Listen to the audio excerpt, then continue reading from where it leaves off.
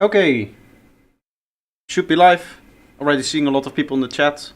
Hello, Klaus, Andre, Dipigus, Greedo, Malogify. I think that's everybody that I see. Welcome. Welcome to the stream today. I'm quickly going to post the Discord link for my stream. And I'm also already going to post the sample for today, because we're doing a challenge today, as usual. Today is a challenge stream. So that's what we're going to be doing. And I'll quickly import the sample actually for myself. This one here.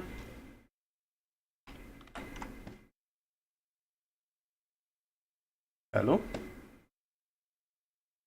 And it doesn't allow me to do that like that. I just need to do it like this.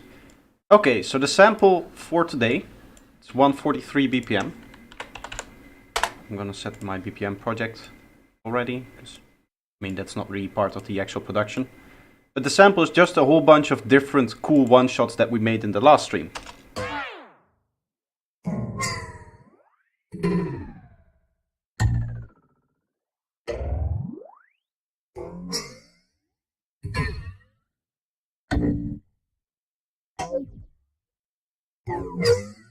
And so on and so on. I'm not going to play the whole thing, but you can hear that it's a bunch of different unique one-shots that you can use.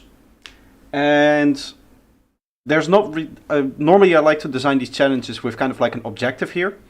But this was just a sample that I had laying around, and it would be cool to see what kind of sounds you can make from it which aren't obvious that they're sounds like these ones, because they do have a very unique characteristic, right? They have that kind of glidey, phasey kind of feeling, almost like you're sliding something along a metal ball or something like that.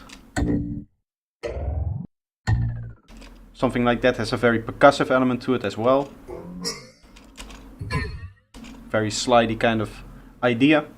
So what I would like to see during this challenge, and what I'm going to try to aim and do, is see if I can reuse them to make a couple of different sounds that don't really sound like this, and see if I can combine that with some of the actual one-shots that I have.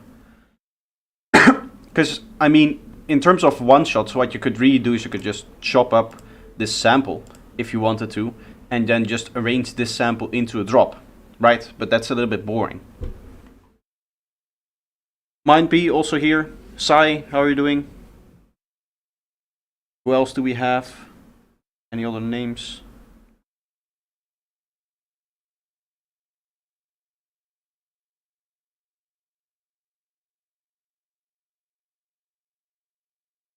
Can we use them in already begun projects? Nope. No. For the challenge, okay, so I only release these samples for the challenge for you to use. So whenever I give you a sample like this, I'm assuming and I'm requiring you to only use it for the challenge that we're doing, right? And during the challenge, I want you to start the production from scratch, because that's the whole point of these challenges. Is what I want to do is I want to give you an avenue of creativity, so that once the once the time is up, you have a new project that you can work on. Yes, you always start from scratch. With only these one-shots, no, you can add other elements to it. You can obviously add your own kick and bass, you can add other leads to it. But I hopefully can encourage you to try to do some creative sound designing with these sounds. Maybe chop out one or two of the one-shots and, I don't know, turn them into a wavetable, do some granular synthesis on them, do some other form of synthesis on them. Try using these percussions and sounds and one-shots as creatively as possible.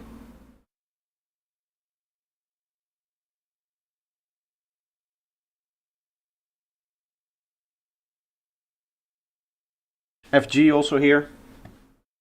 Mendes, right? What's his name again in the Discord? I know your stream name is different than your Discord name. I can find it. Hermes. Hermes, yes.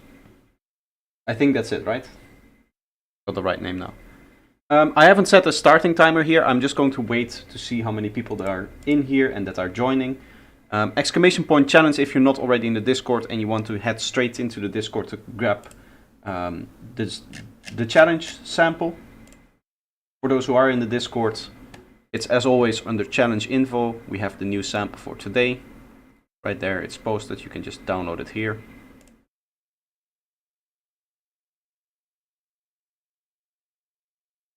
Most of the good people are here. I'll wait a little bit more for people to join in. Usually I give everybody like 10 minutes to join.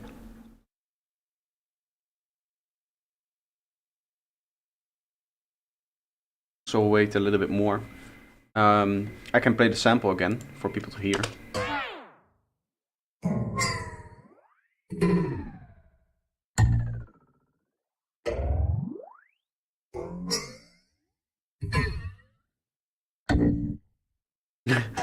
We're all good people. Yes, yes. At least we try to be.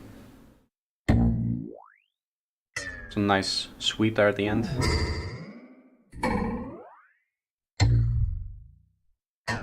I like this very metallic one as well. Hello, Cider.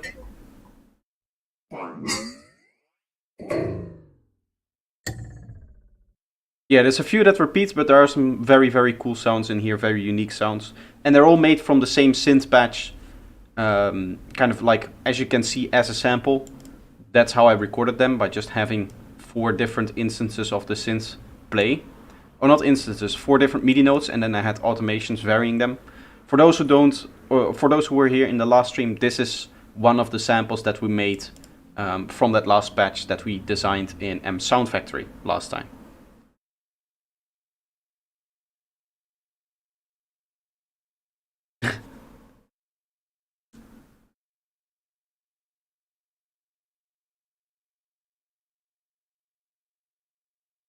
I meant usual. Okay, okay.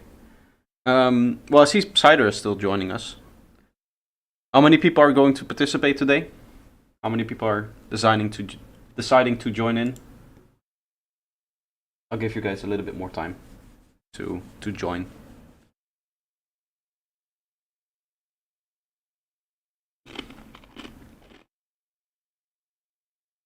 Andre is gonna try.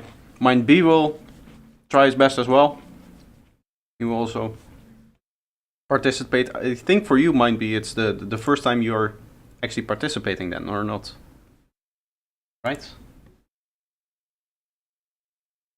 I could see that back, but then I need to scroll a lot. I'm going to play live in about 2 hours. Nice! Nice. Well, you'll be able to see the start of it, but the last part of it will be after that, because it's a 3-hour challenge, as always. I was hoping to try the sounds in my already... It's the second time.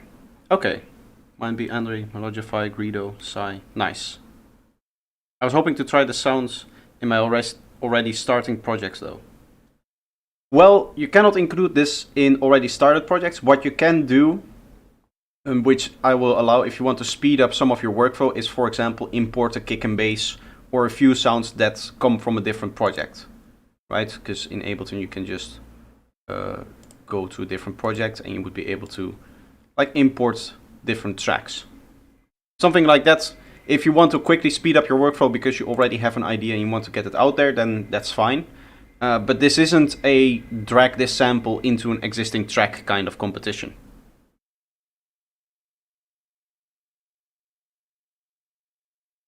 So it's not the point to put the sample into an existing project. You can add a few elements from existing projects to make the new project easier to develop. As I said, a kick and bass, maybe some drums, something like that.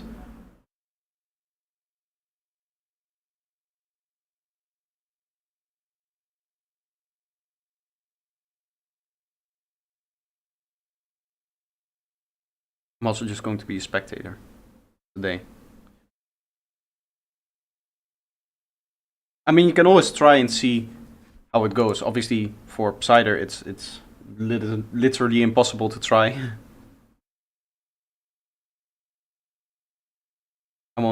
I just mean that's why I'm going to suck. Don't say that about yourself, please, please. All of those times that people say that, it usually turns out that it's not true. And I always to be honest, when I'm doing these challenges, I also have this kind of almost irrational fear for myself when I start the production of I'm not going to be doing something that is as cool or doing something that is, what people know me for. But these challenges, they're not really meant for that. They're just a starting off point for a musical idea. And that's really all that it needs to be, right? It's not going to be a polished master. It's not going to be mixed, except for the few cases in which I have so much time that I decide to make a whole track and mix it.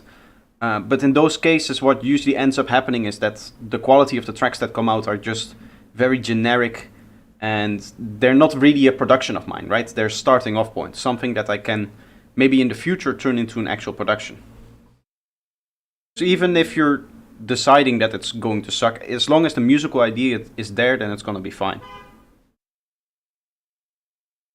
Hello, Asset. How are you doing? Yeah, just like Klaus, you just need to have confidence. If already Klaus has confidence in you, then so should you self. So should you have yourself. Sorry. My English is not the best today. Either way, we're 12 people here. For those who don't know what we're doing today, we're doing a challenge, a musical production challenge. We're going to have 3 hours, as it says down below here, to make a track from all of these samples. You can join in if you want to, and you can just get the sample from my Discord. You can type !challenge to get to my Discord, and then it should open up right on this challenge info here. For small Discord users, it's a little bit lower, and you can download the sample here and then import it in your DAW. And we'll start with the challenge. You can add as many sounds as you want. I would encourage you not to import too many sounds from existing projects. The goal is to kind of create a starting off point for you to produce a track from. Once this is finished, the sample needs to be removed from the track. If you're using the sample as a whole, if you're making edits to it, turning it into synths, or even I would say if you're just using 1 or 2 of the one-shots on their own, and for the rest, they are like all worked into wavetables, worked into synths, worked into granular synthesis, whatever you're doing with it. In those cases, I would say that you don't have to delete it.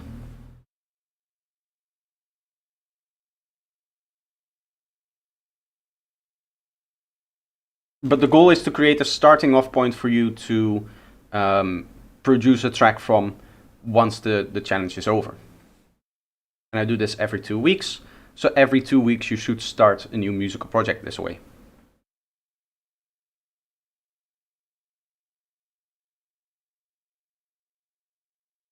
Yeah, you can speed up the sample, you can chop it up, you can do whatever you want. I hope everybody is ready, because I think I am going to start the timer. I've given everybody roughly 10 minutes to start up, and we're going to start with the challenge. We can even reverse it, yes. You can do everything.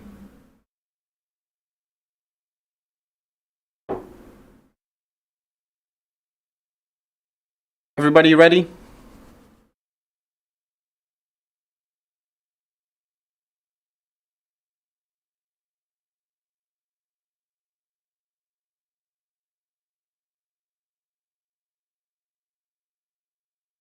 I'm not sure how I will do it if I ever do this challenge. I always spend a lot of time making sounds from scratch, but for this I'll have to use samples and presets and less processing.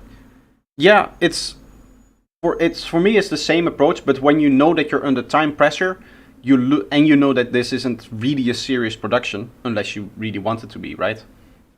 You're kind of forced into producing, so you're forced into that problem solving. Can I put it in a pan and fry it? You can do so if you want to. I have reversed nightmares from that day. I remember that. What length track in result? You can make it how long you want. Give us like a few sections of drop at least. That would be nice. If it's at least like 1 minute. Don't send me 15 seconds of a snippet, right?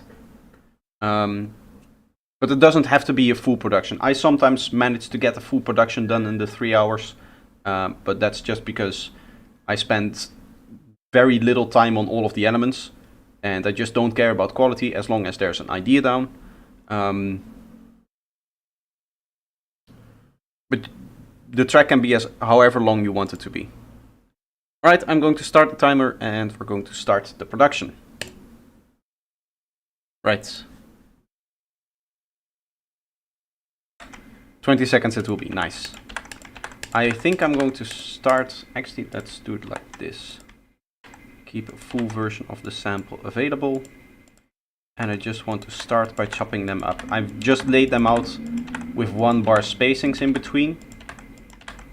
So that should give us clean one shots everywhere. I want to group this and disable that and put it at the start. And I just want to start experimenting. There's the ambulance. And again, I cannot sample the ambulance. I would if I was able to do that with my microphone routing. But it is passing by again. Let's keep count this time, how many times it passes by during a stream. Okay, so you can just put it in here. What I want to experiment with a little bit is seeing if this works for like the granular type synthesis that you can do with very short loop lengths here.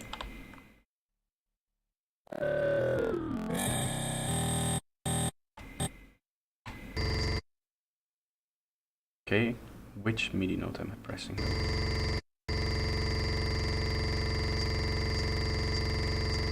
Ah, the snap is on.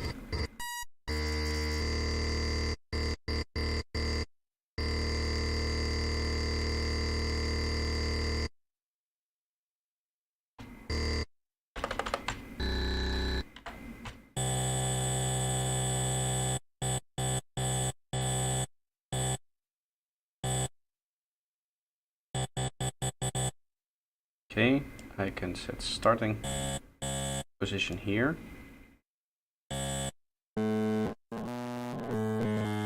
Actually, that changes the length.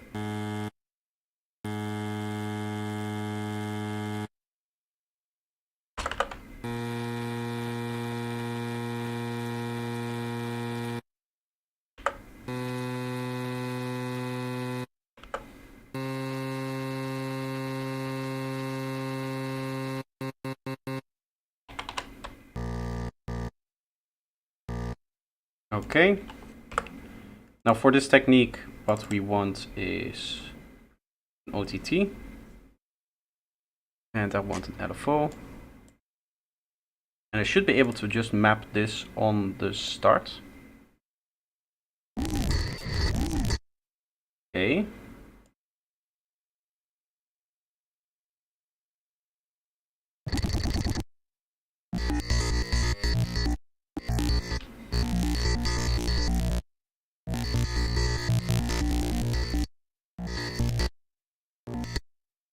Let's apply a little bit of a gated effect here.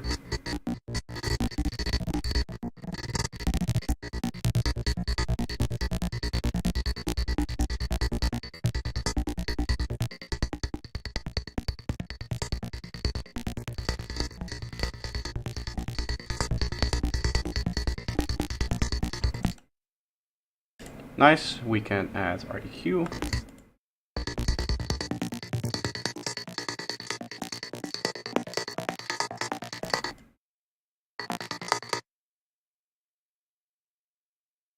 Okay, what I want to do is I want to start off at around here. And just put down a sequence.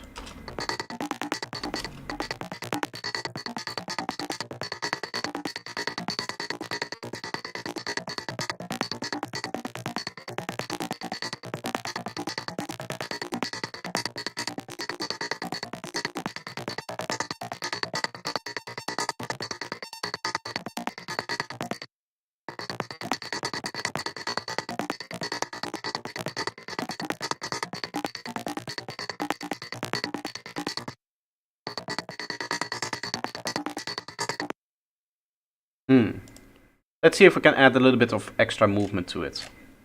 Right now I'm also going to the place where I'm saying, maybe this is not the best idea for a sound, but you never know.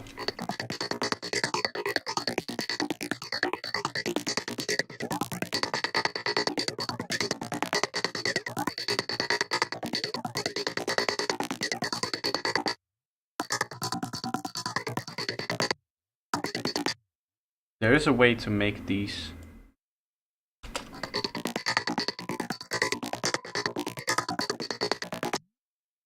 do the same, right?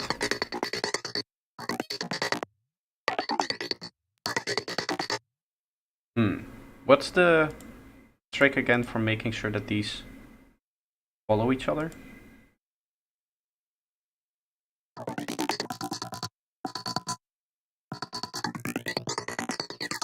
Oh yeah, you modulate it with an external LFO.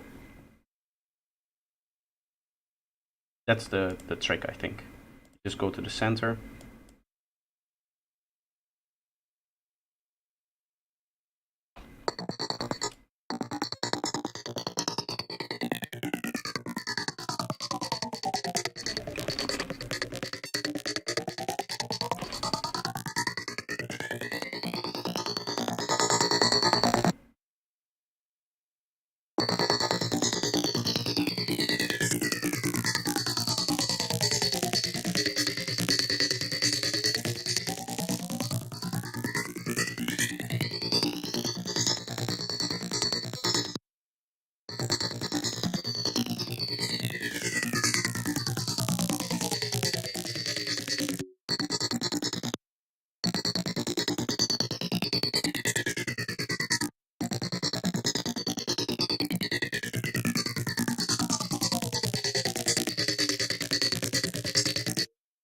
Okay, now it's time for kick and bass. Now that we have that, I'm going to just get a kick.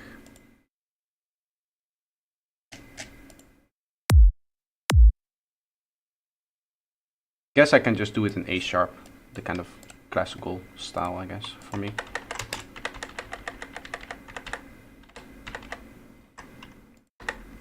Like that. I can import my bass line.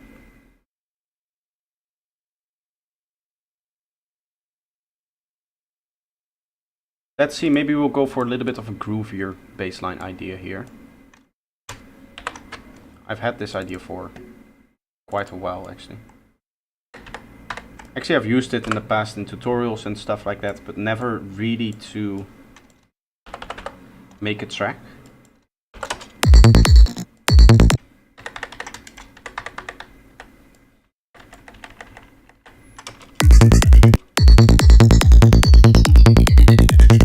Just go every bass note like that.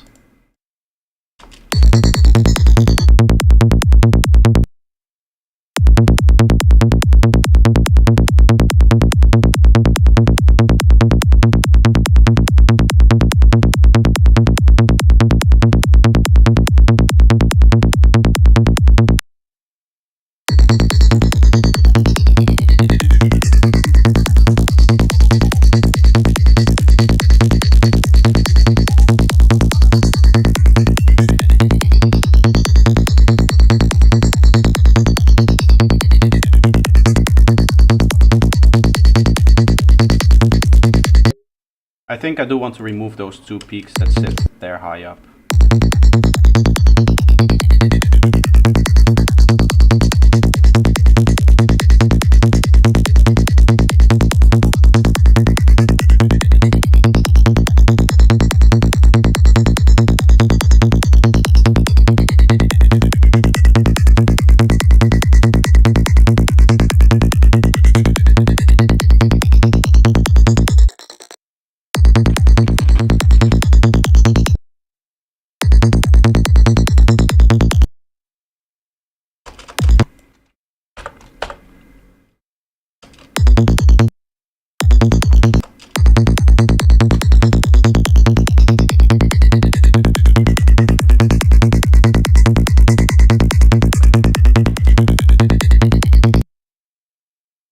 Something like that for a little bit of extra added groove. I can throw this on here.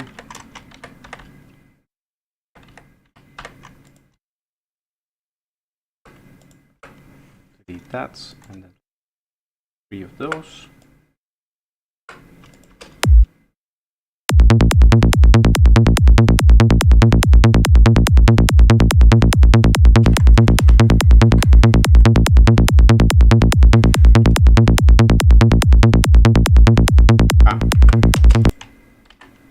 Yes, now it's fixed. Now I can do this, and I'm actually going to go for like a 2-part fill here in terms of structure. So that means that we need to add some hats and stuff.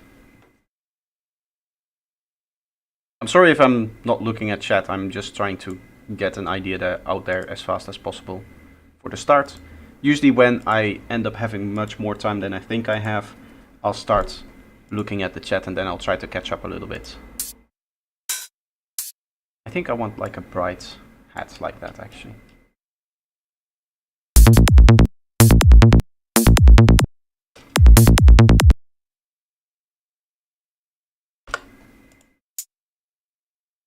I want to pair that with the hat 6, which I really like.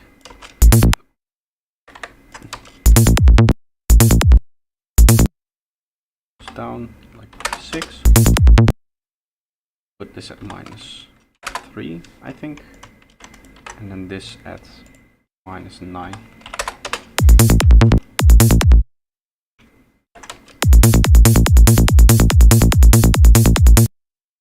Of course, we need the snare for it not to sound absolutely terrible.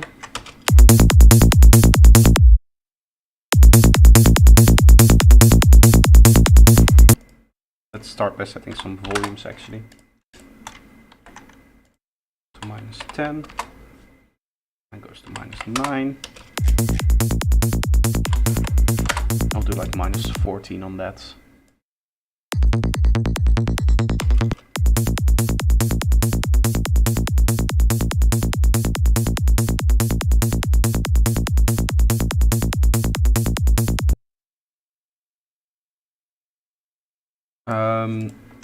We'll add our snare, or do I want to go for clap? I do have the clap from the asterisks back here.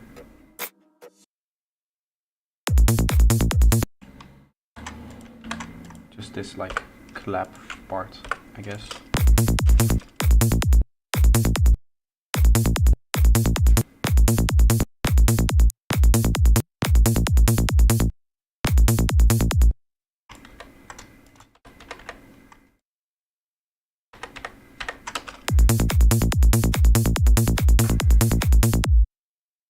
Not really a fan of what that's doing on this particular track. I think there's another clap in here somewhere.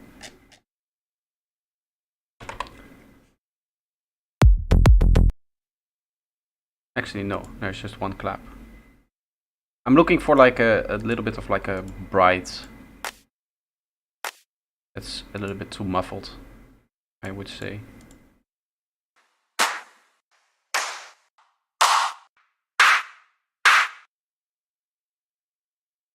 Maybe that last one we can morph that into something that sounds like the kind of clap that I would use. It's too bulky, right? This one. So I'm just going to go with a tuner. Not a tuner, I'm sorry, utility. And see if I can automate the volume the way that I like it.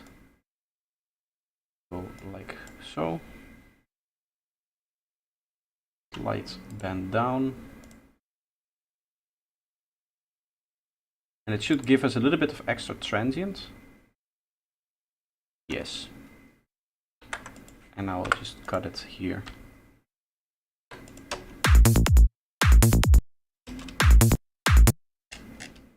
Okay, that's nice, but it doesn't really have the sizzle or brightness that I want. So I'm going to go in with a frequency shifter and just shift it up a whole bunch.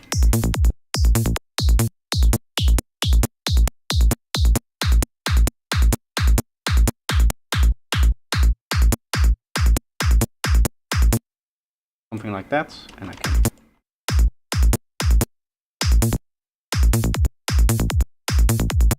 shift it up like that.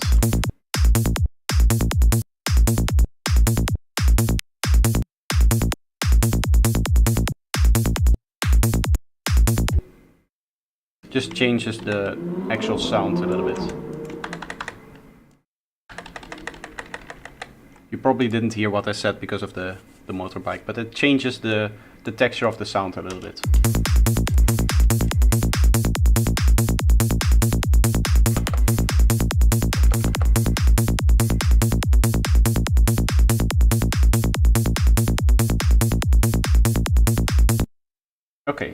I do want to use some of these sounds just as one-shots. So I'm gonna go in here and I want to find...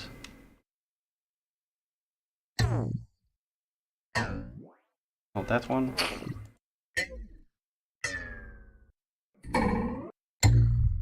This one here. I like that sound.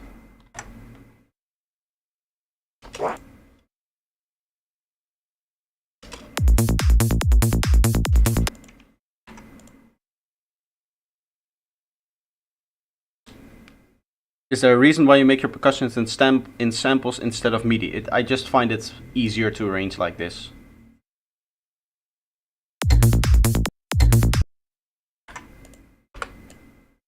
Okay.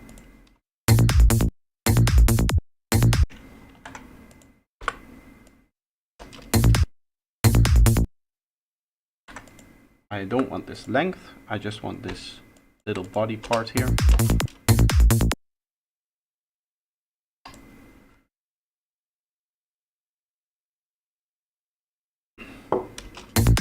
Yeah, there's a pretty annoying low part here that we don't need.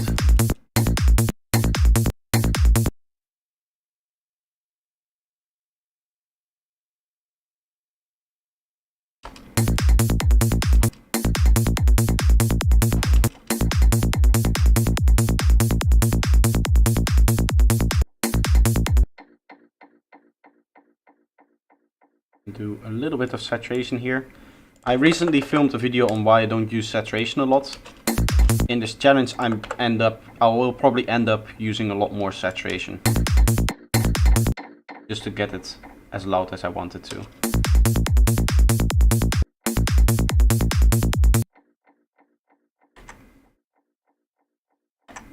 I think I'll use like 2 or 3 of them as actual one-shots.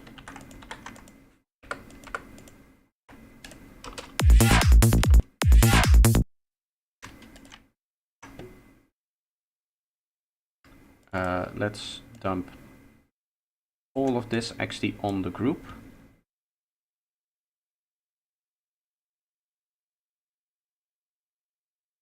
On the group, yeah, perfect.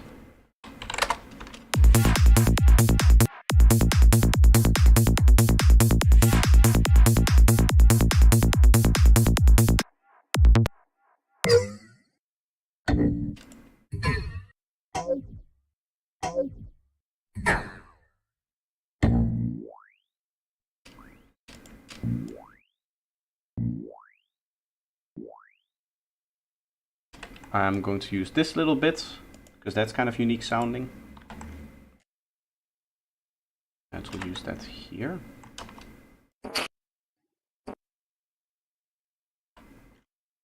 Make sure that this hits 0, because it's very, very low there.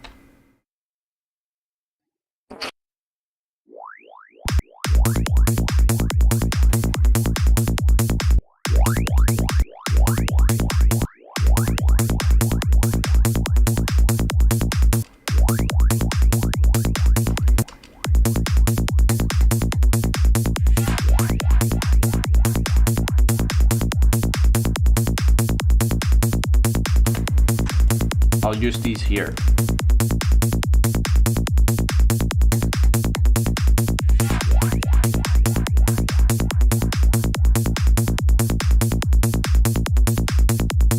Let's also try that in here with this thing in there.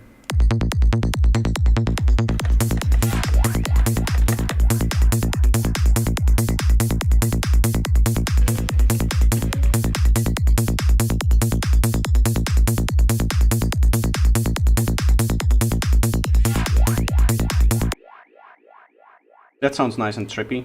I like that for like a main psychedelic element. What I want to do is let's actually do this, because I'm annoyed at having the sample there. Let's move this to here, which is where it needs to be in the track once the intro is added to it. For here we'll just go with a bunch of different atmospheres, I think. 2 different pad sounds on there maybe.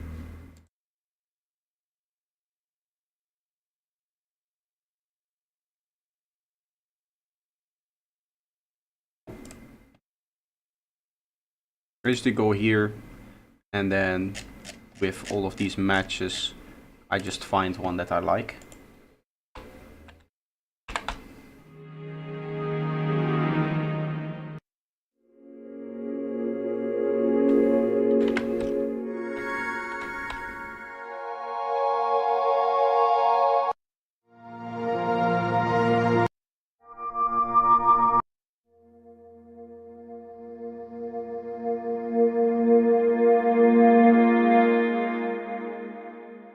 Something like this, maybe, for an atmosphere. This has a very long attack, though. This would be part of the intro, probably. It's like an intro pad, almost.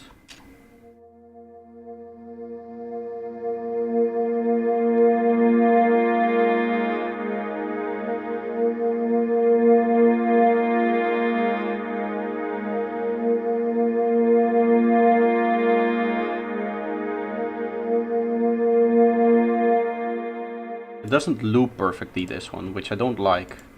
Let's go for...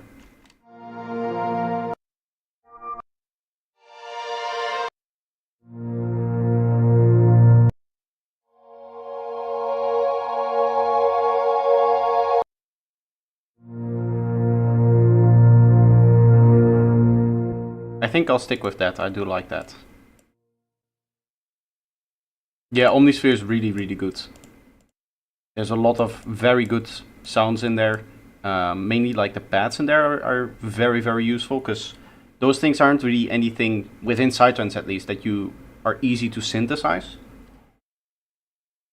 So just having like a couple of hundreds of those very complex, very textured kind of pads, which also have a very bright feeling, very dreamy feeling. That's really what you want from a synth, and Omnisphere delivers very well in that department.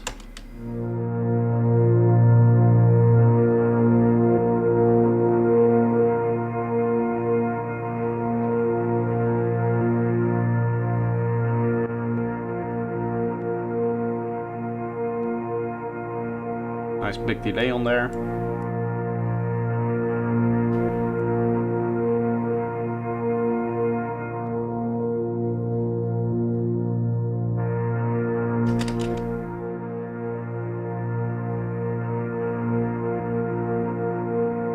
I'm guilty of pretty much only using it as a romper.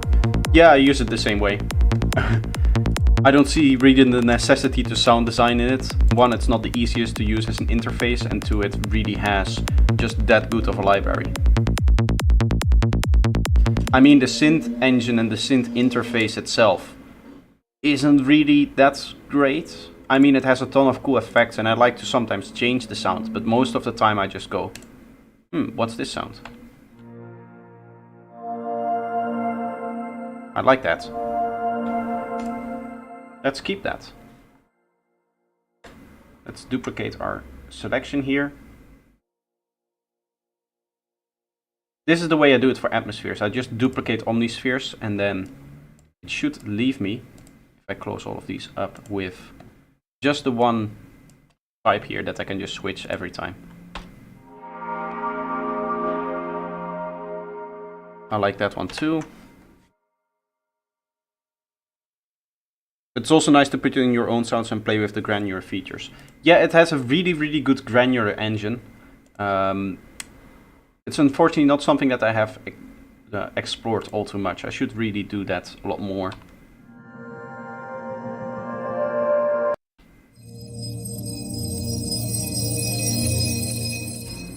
I'm going to match that one, because I really like the kind of high-end texture that this one has.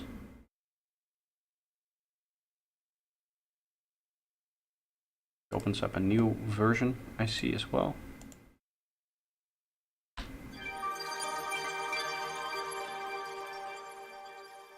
Okay, we have two ones with like atmospheric sounds and two that have like an extra plucky effect to them.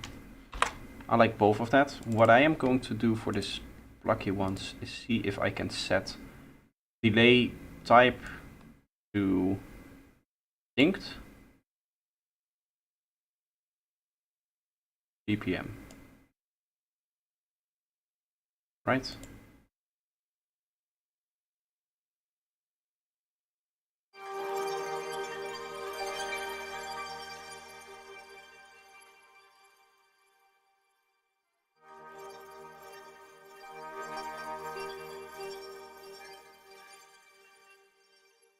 I guess this also has a very long release time.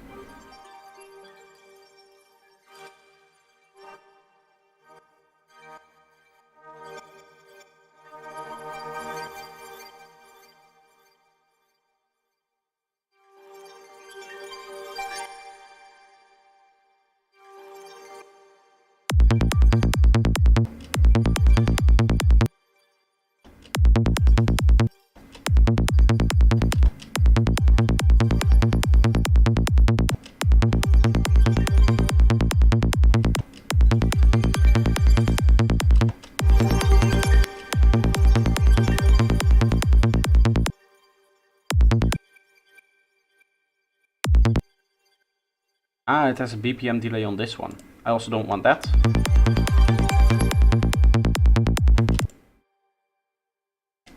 I just want it to sound like stops, right?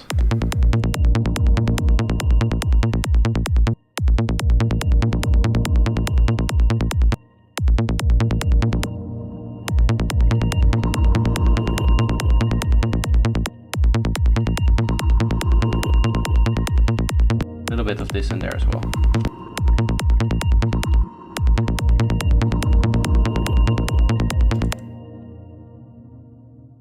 That really makes the magic work if we then just remove all of the...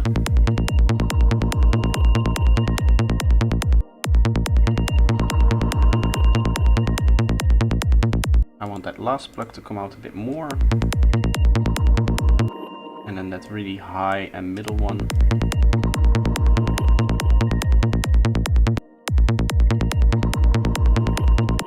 See if we can remove this as well.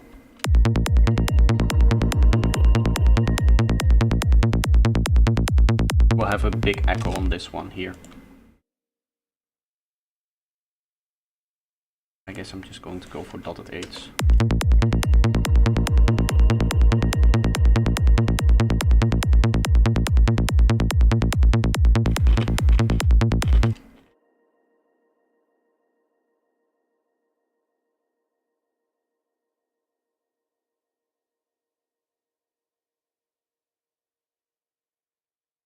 Yeah, it's not 150 gigabytes. That's too much. It's like, depends on all of the additional libraries that you install, but I think the factory library is just over 50 gigabytes.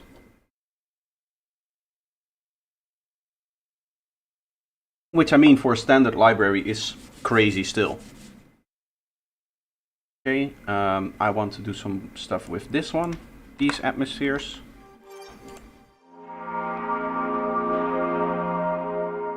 That's maybe an octave too high. Need to see how I'm going to use that one.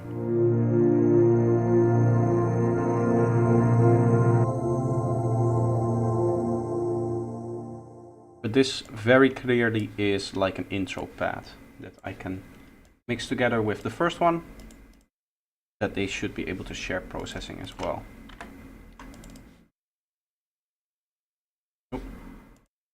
This one on here. And then for this one, I just want to filter that in over time.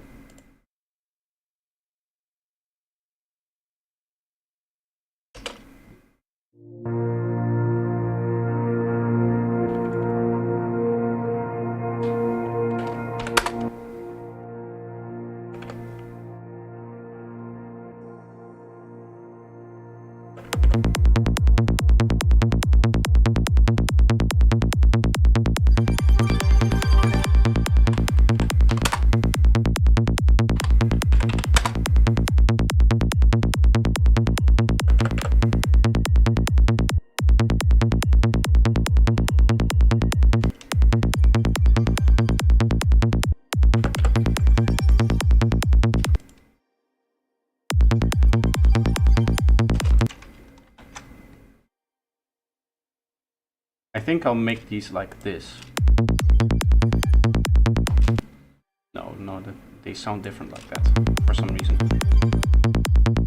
Probably the modulation that's inside just makes it sound different.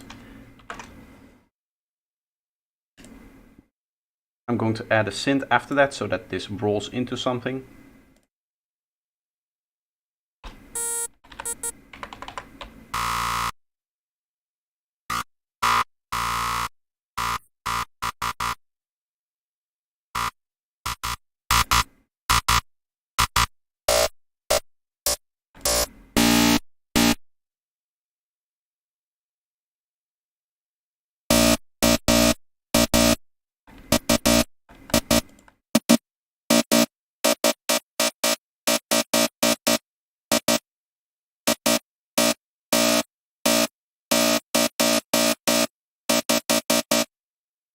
Okay, the last thing I want to do on the synth is just give it impact by applying this to the master tuning.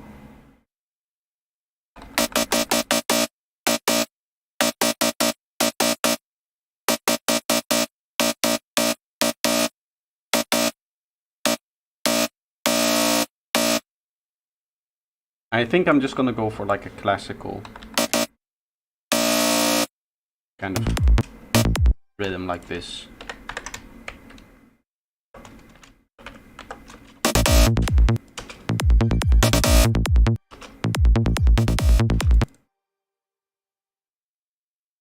And then if you put on the ping pong,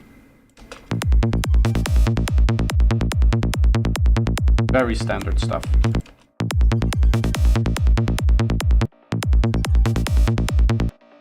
Little bit of reverb on there. Actually, I'm going to go for Cloud Seed, which tends to bring out very big reverbs,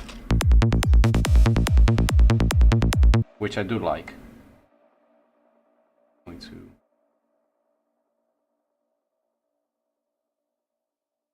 slightly lower on the frequencies here. It takes away the spacebar.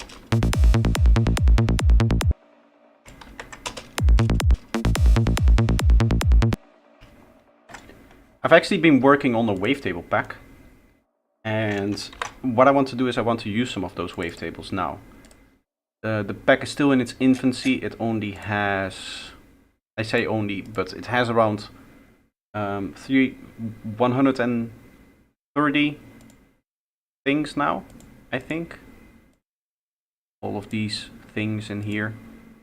The morphing tones are really cool.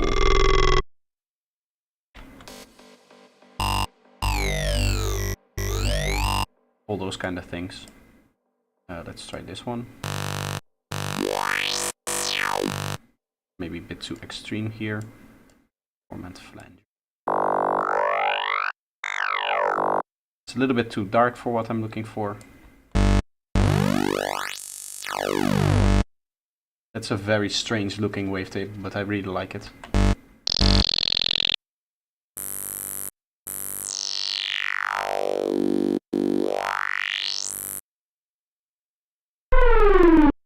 It's really hard to hear what's actually happening in the wavetables. Not really good for here. Maybe this one. I'm actually gonna go with one of these, the bandpass sweeps. Which is just that kind of bandpass on different textures for each one of these sweeps. And I can just go like this and up. You get that kind of thing. And then I group them. I can duplicate this. Say that I want another sweep over here. I just go into a different wavetable. You get quick and easy variations.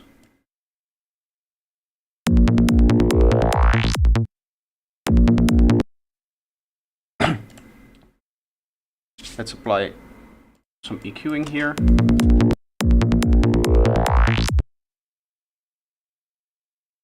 And another echo. I'm gonna go for a long one here.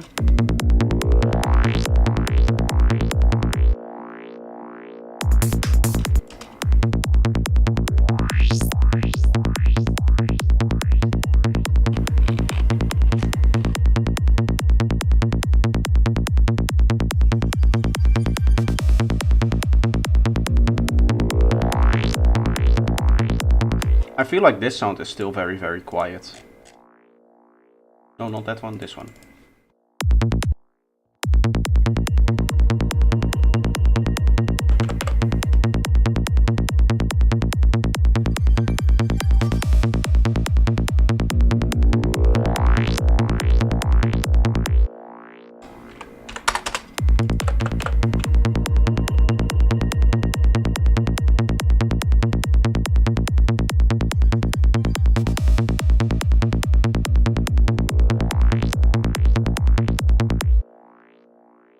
Let's use the stereo maker here.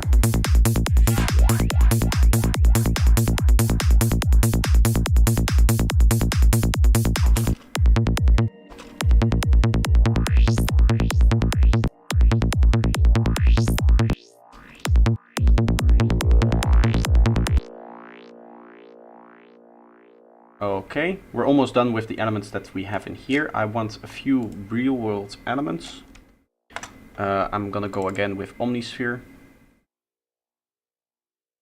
I still want to get the full contact. Once I get the full contact, I can incorporate a lot more real world instruments. I only have the player version, which a lot of the packs that I have even now just simply don't allow for.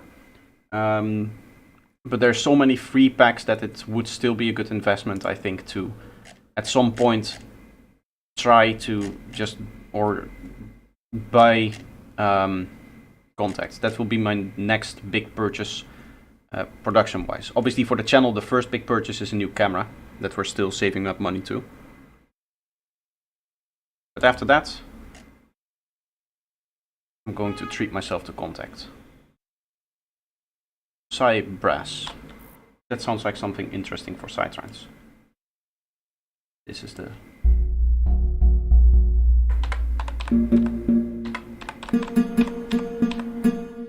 That's really cool.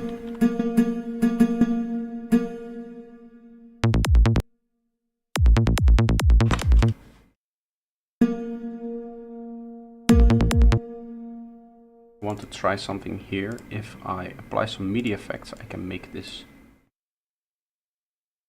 a bit cooler.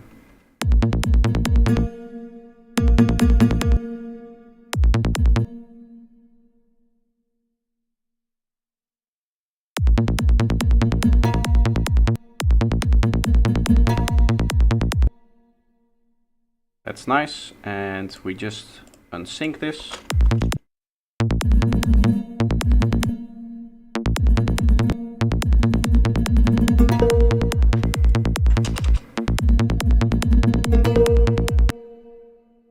That's really cool. I like that.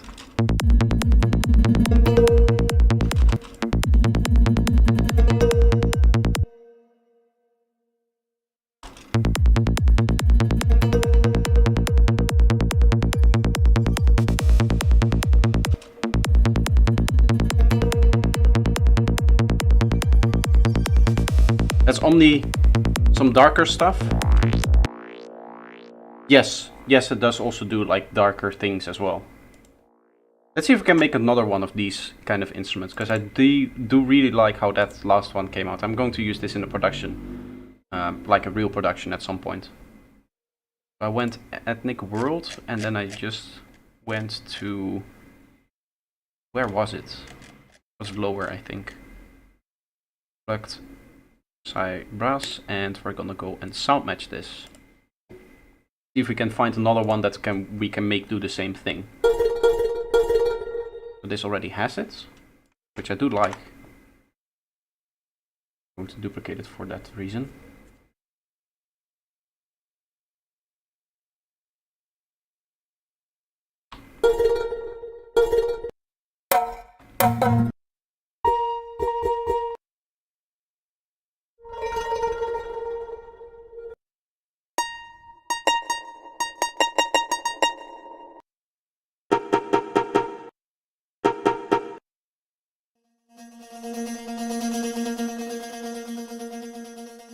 That one I like a lot.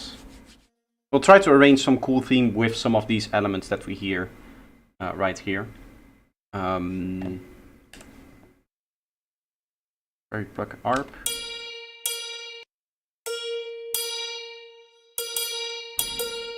This is one that can do the same thing as the other one.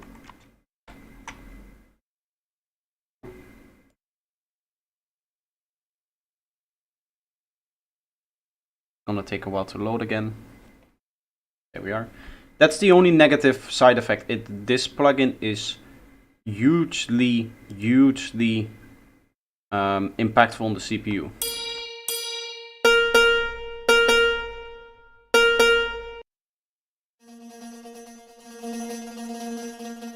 Do we want to switch these two around?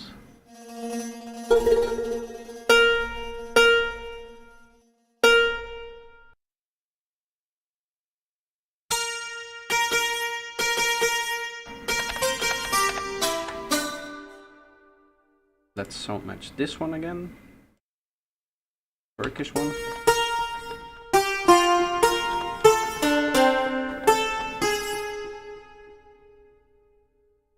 Maybe you can do the same with this one as well.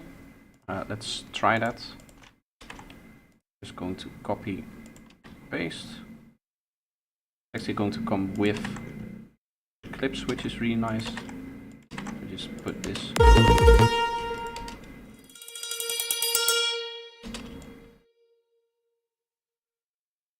Over here and over here temporarily, so we can listen to the differences. And can again share processing.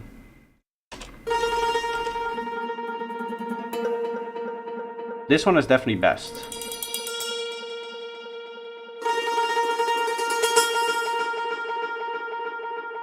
I don't think I will use it for this one. I think this one will go outside and become like a melodic element. In the intro maybe.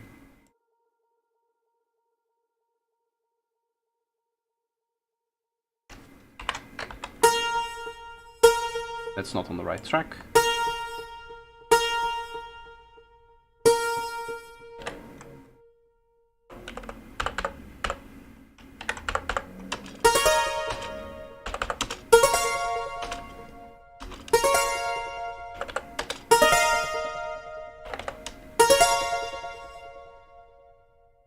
I think I have an idea here for a very simple but probably effective melody. This, go like this, and then finally an actual variation where it becomes higher.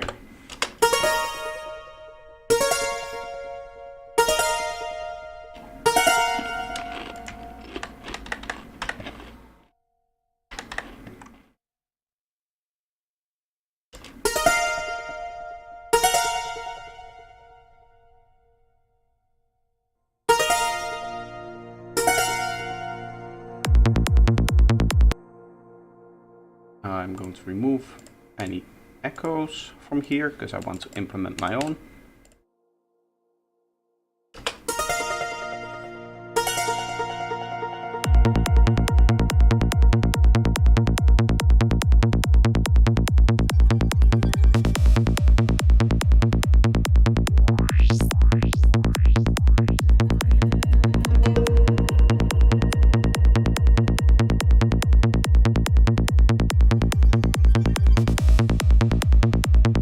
In terms of atmospheres, we're already kind of using all of that space. I'm going to move this one here.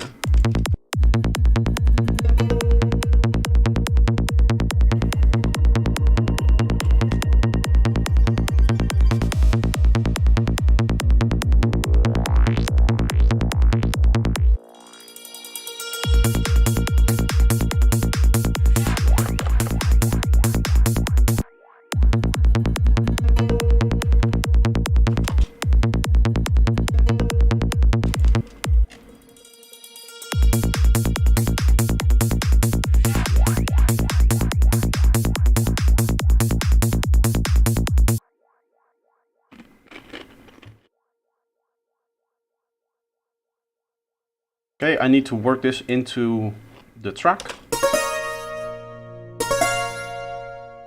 I'll go for nice huge reverb with the black hole. Oh, sorry.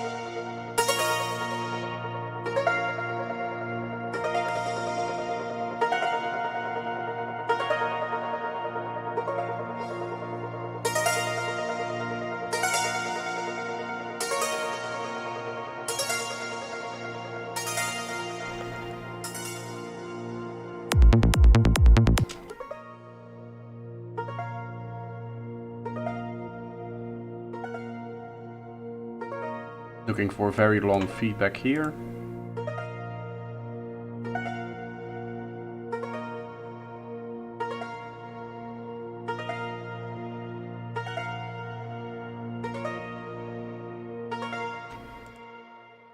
I'm actually going to times 2 this.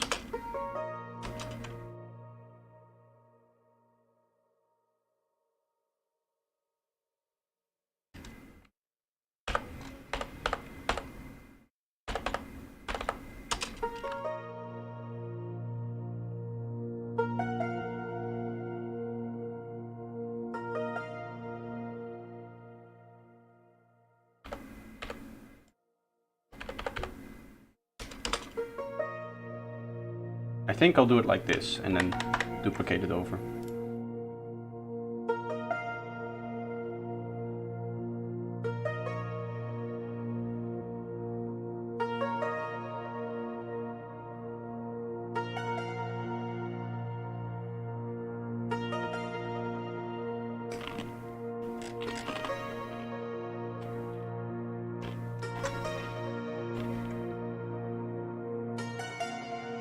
Let's add a choir layer to this.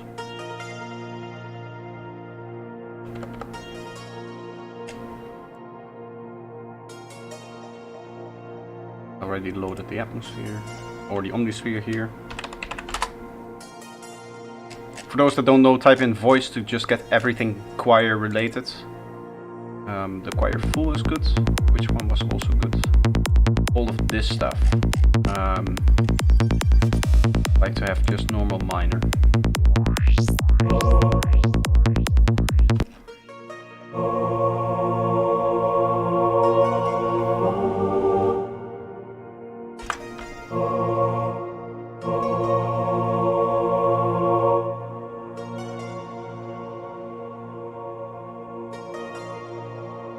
This is going to come in over time. Oh.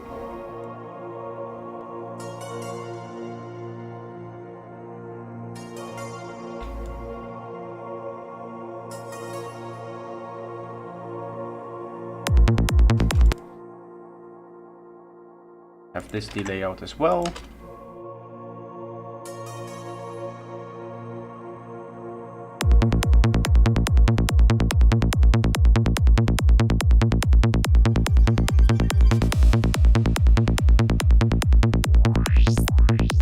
This is missing its reverb.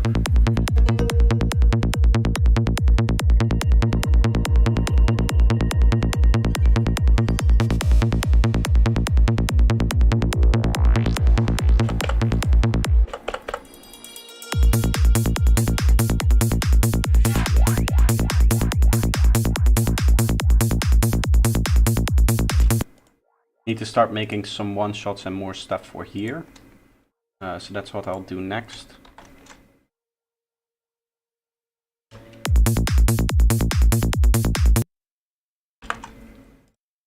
think I'll go with a basic squelch on this one.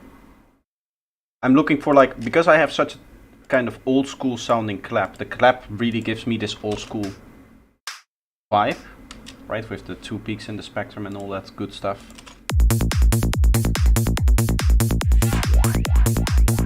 This is also a bit loud still, I would say. Maybe like -15.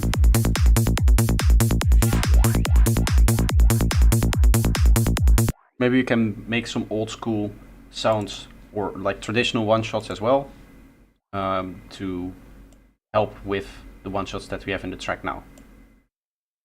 Essentially, you do your pitch modulation, nice and big, and then we do our bandpass modulation downwards or inverted.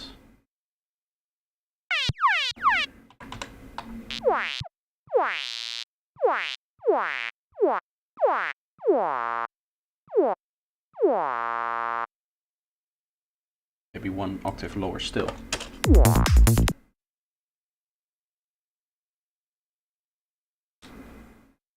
Maybe you have time for feedback on a track from me after the challenge. Maybe. Depends on how tired I am after the challenge. And how many other songs we are going to listen to from other people.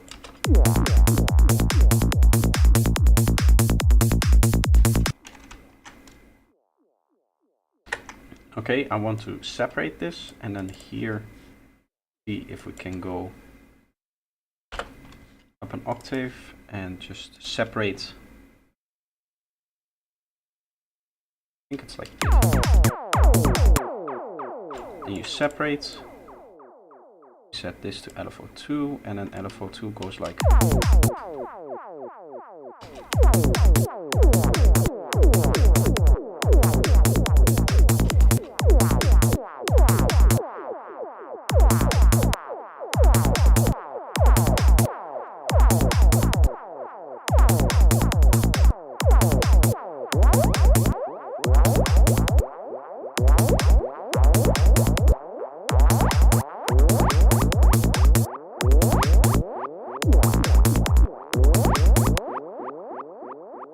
I think this is it.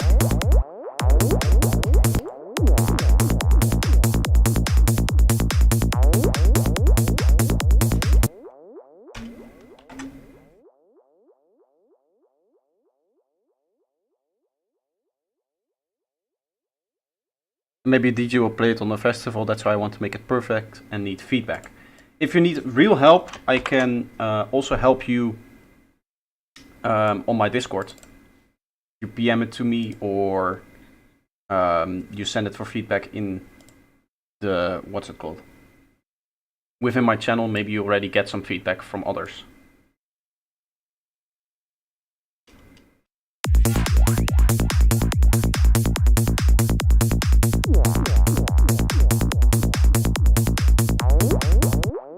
I can also help you in private sessions if you really want me to at some point. Depends on how much perfection you want to do and how much time you have. Let's go for 77 on the tone spec. For those that don't know, 77 is this really clicky tone that I really like. Obviously it's too high of an octave. We can go up one, I guess. Or something like that.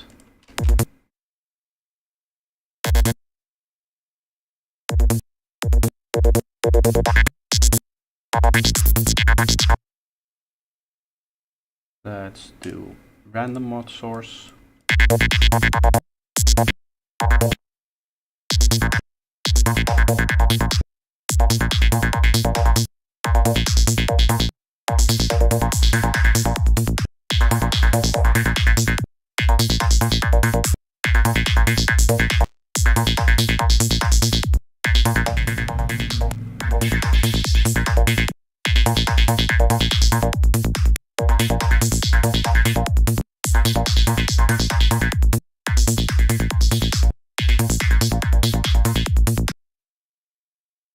That's nice. This will get its own echo.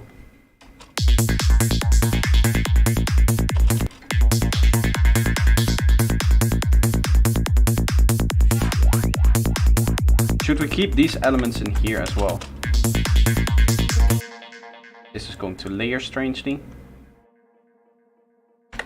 But that's okay. I want to invert these.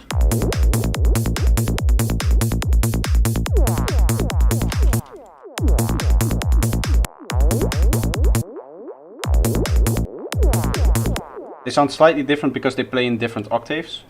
So that actually gives us two different sounds here than they are here, which I like.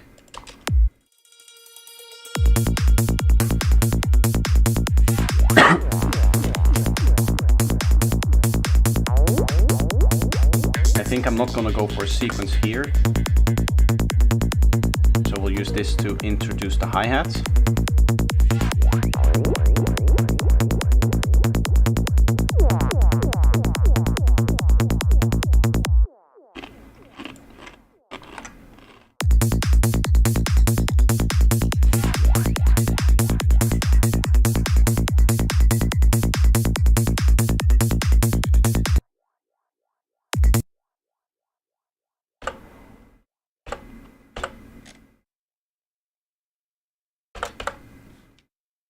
Little bass melody here.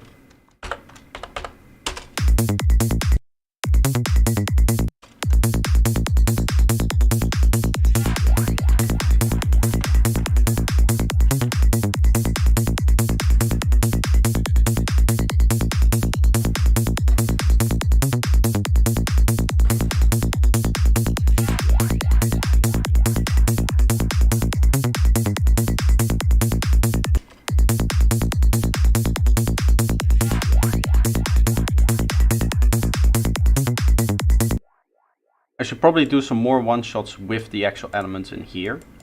Seeing if we can include maybe a few reverse ones. 1, 2.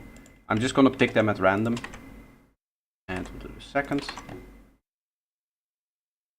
And see which ones of these work well in reverse. I think this one isn't going to work that well, because it has like 2 things there. So does this one. Maybe they align perfectly to the beat and then it will work. This one does seem to be fairly close.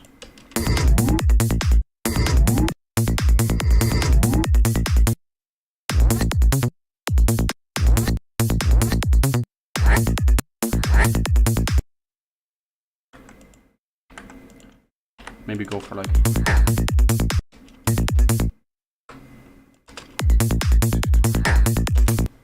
something like that. I'm duplicating it 4 times so it's easier to delete all of the excess samples. Oh, I should actually... like this, and then like this. Right, like this.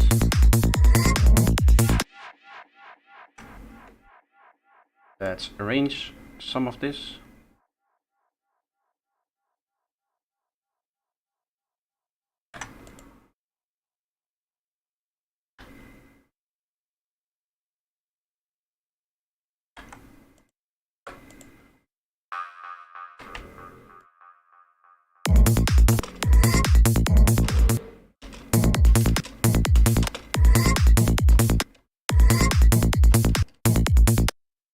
Gonna make its own track for this one as well.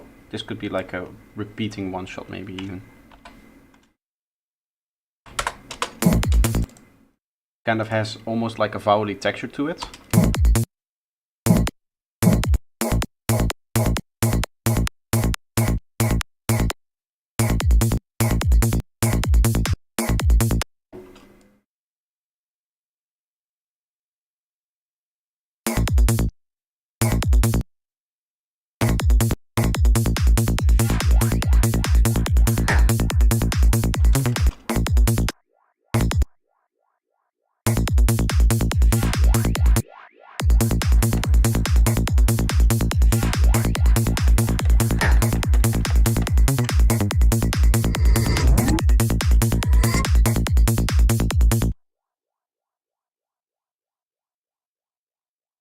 Okay, this one is gonna go here, yes. And then we just, how long is this now? Ah, not long enough. Okay, this one goes here. This doesn't seem to make any sense. It seems to jump into there, which we don't want. This makes more sense, I guess. If we do it like this. Or like here. There.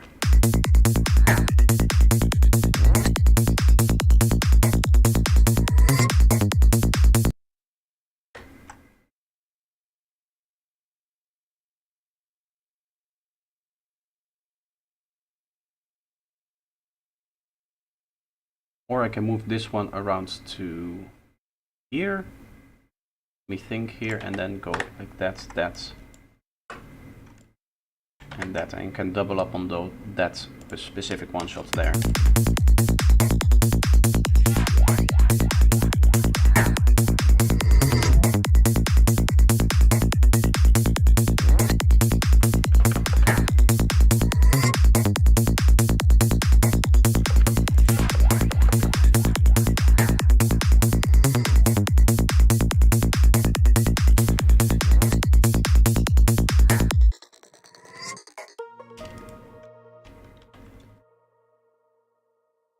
Making a great forest track.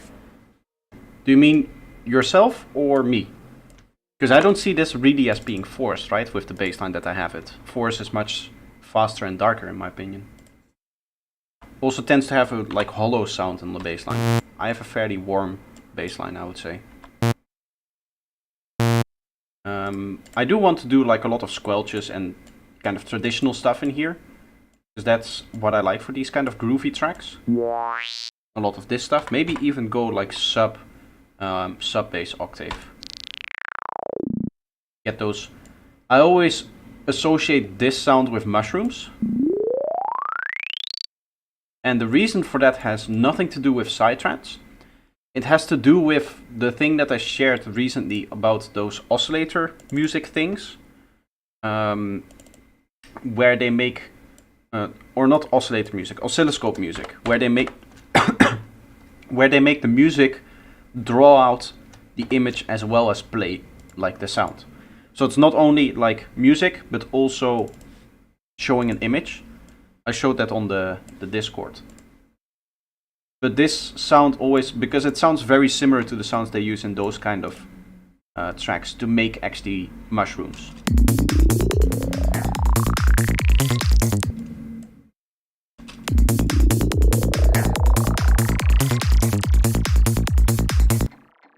But if you play it at such a low octave, you just get this kind of bubbly texture with the delay on it.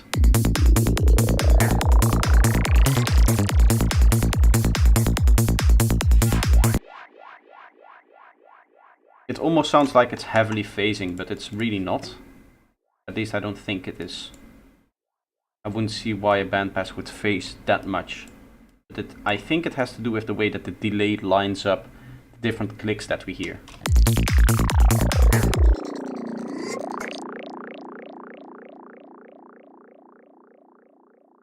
It basically smooshes them all into one sound because of the delay, right?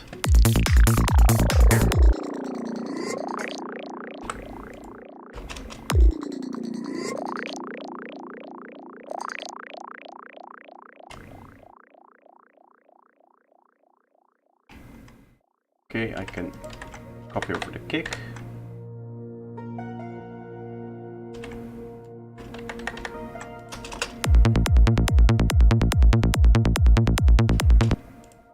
Would it be cool to go into a build-up here? And then to like normal bassline?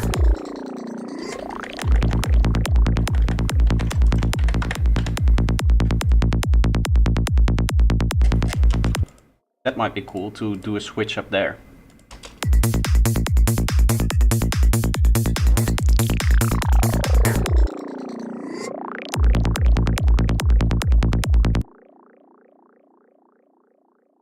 If we want to do that, I need my filter rack.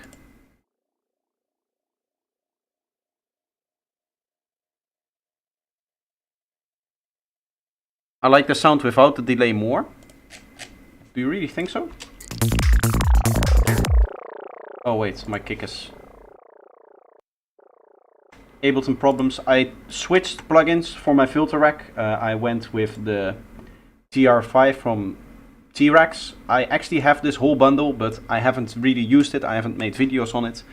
I am going to make a video on this bundle because there's actually a lot to say about the marketing techniques of iKey Multimedia, the developer of this one. Even though the plugins are amazing, I think their marketing strategy is so particularly bad that I'm almost ashamed now that I have these plugins. But that's something that needs to be its own video for me to properly explain, so I'm not going to rant with that on stream. Filtering rack, high pass filter, there. But you can hear still it doesn't fix my synchronization issue. That's really an Ableton issue. So it seems that it really doesn't have to do with Melda. It just has to do with Ableton's plugin delay compensation.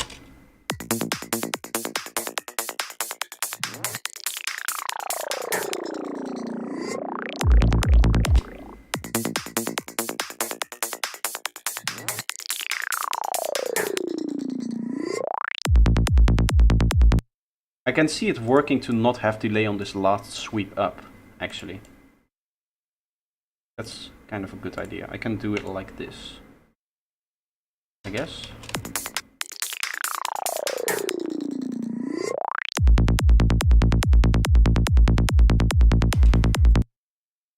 Maybe a little bit of stereo maker on there, though. Stereo Maker is another great plugin that I've started to enjoy more and more. It's just so easy to get a nice mono-compatible stereo tone out of it that is so different than the other ones that I use. Stereo Spread and Stereo Generator. Both of those sound really cool on their own as well, but the Stereo Maker and even the Dimension Expander to some extent, they have their own unique tone to it.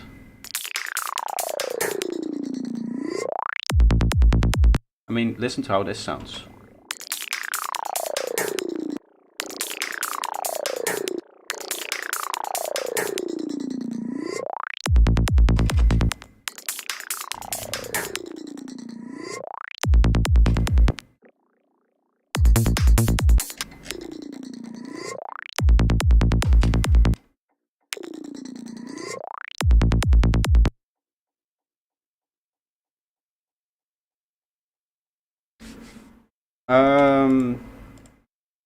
I think I want some drums on here. I have a track ready for Crash that I want to use. I want to quickly copy over my drums to this.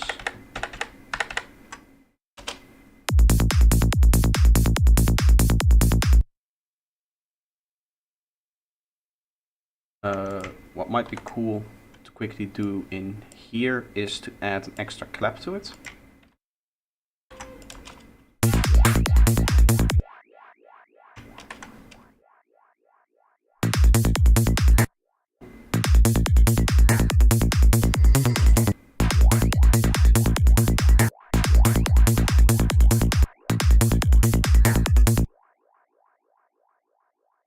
I'll duplicate this over like this.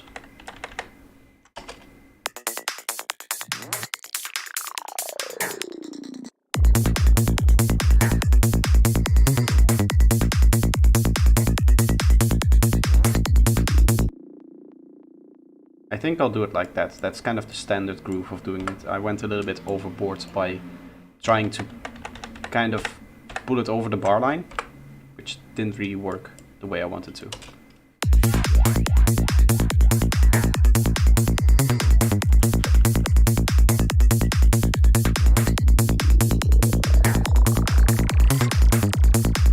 Now I know we don't have the same processing on these, that's kind of by design.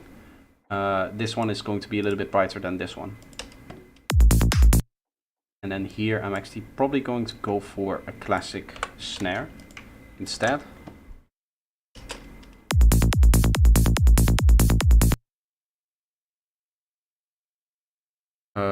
Actually in here I should have some... Hey, there were two folders open there.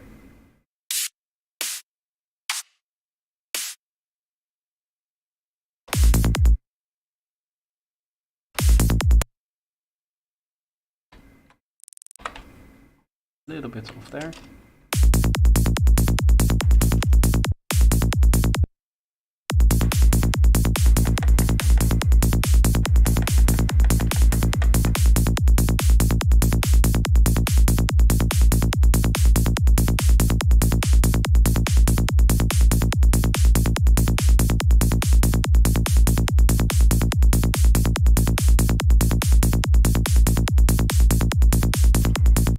Don't really need that. I want to quickly add our Lufticus already, because I know that I'm not going to mix and master this in a separate project for obvious time reasons.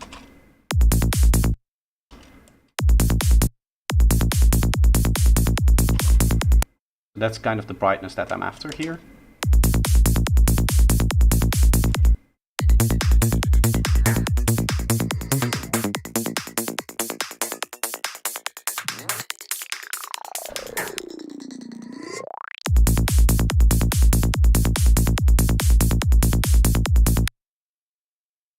Then we're going to go for a drum snare here.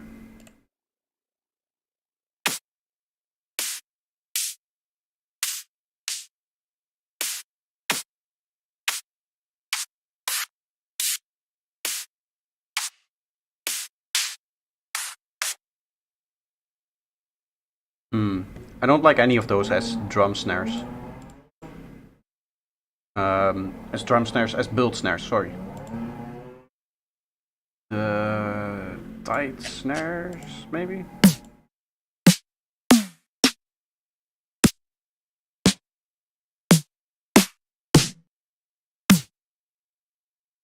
Yeah, maybe that.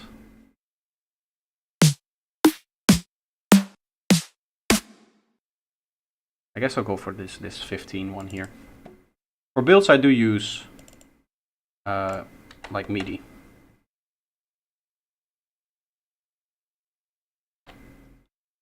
Let's try to see what happens if we just go like double every time here.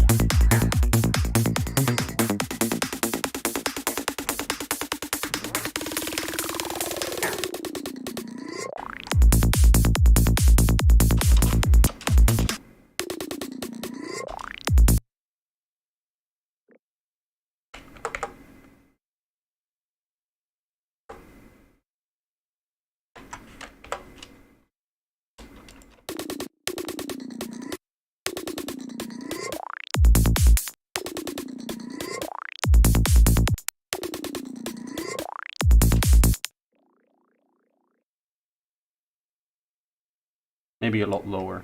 Maybe this is going to sound terrible.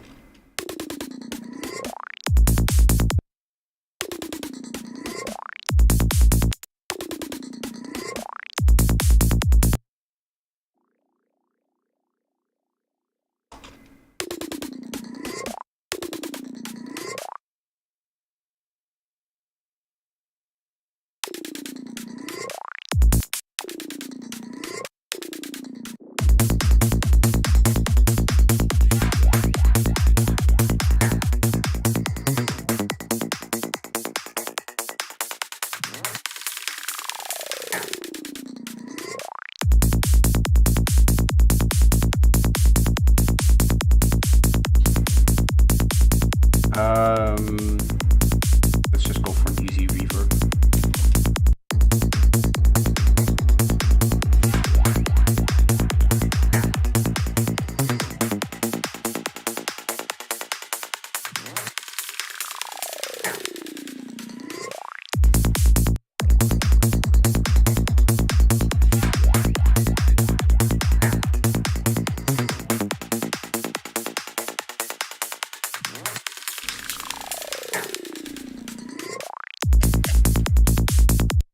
I think maybe these are still a little bit loud.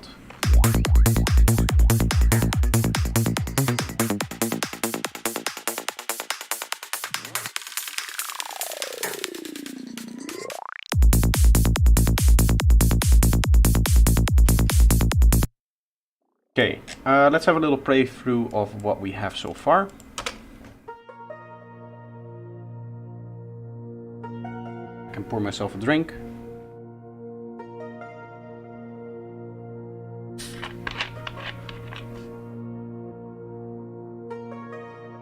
You see that I misspelled the title here. Or misaligned, sorry.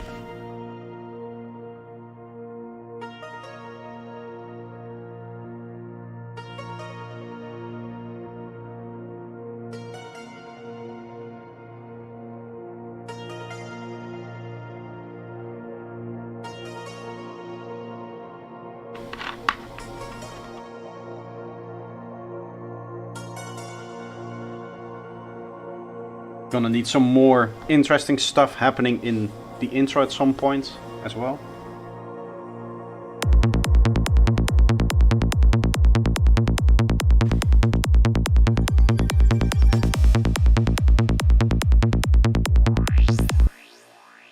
What would be cool is to maybe shift this whole idea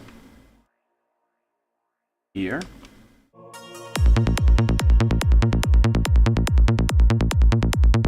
That way I can at some point import it in here as well.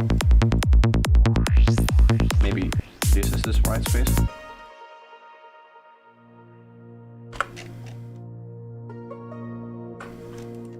this. This is going to be our next fill then.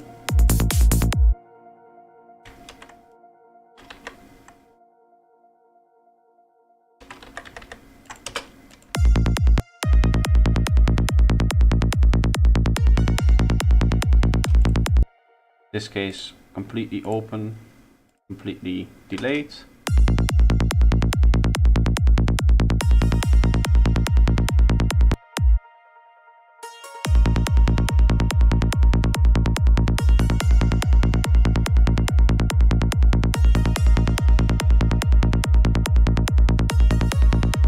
Maybe 99 is a little bit much.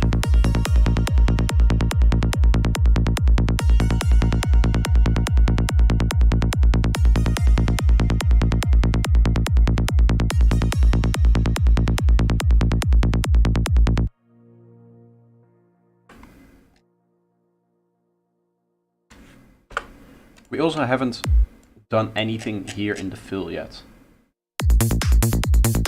I don't want to reuse just this.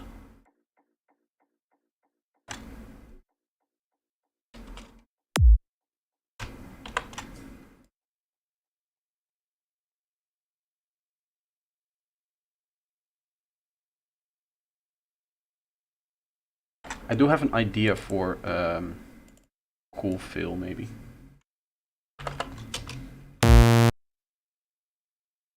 Let's 24 semitones and then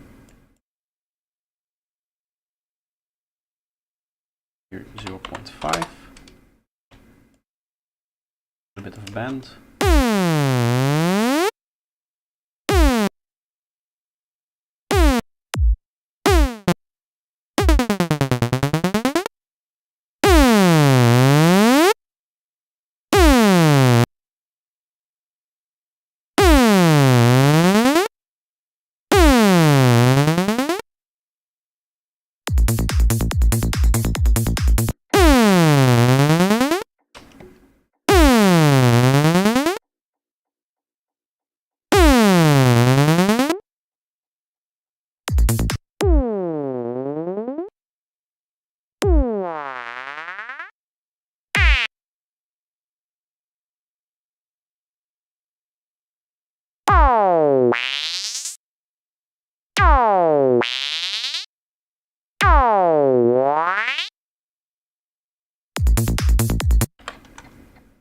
And then here we'll do something with the tone spec, a nice big white synth is my idea. Maybe around like 101 is a good tone for this usually.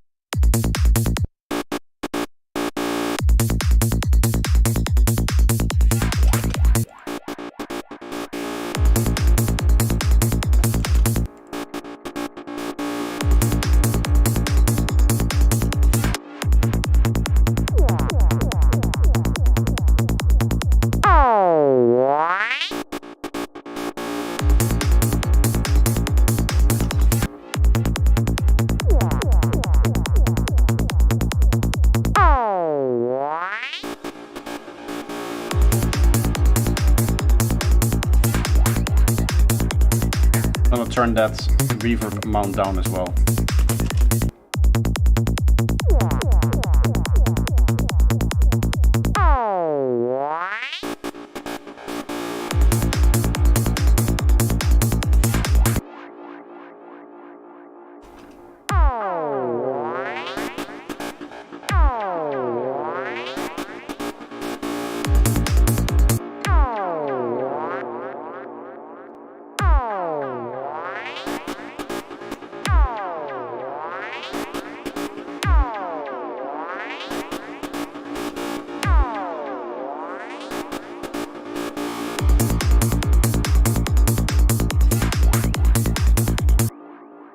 I remember we did need a crash still in this track.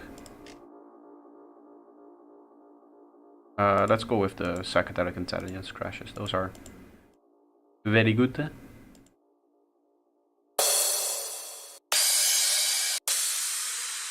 Nice and bright one here.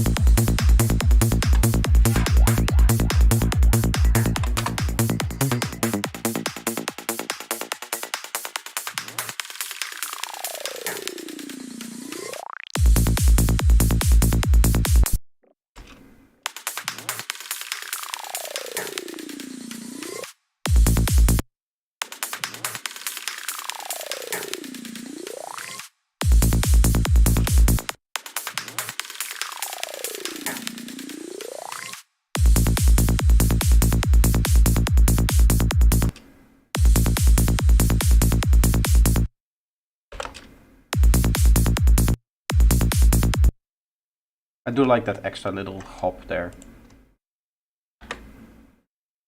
I think we have the same kind of idea in here as well, doing the extra sound. So I guess that makes sense to connect them all.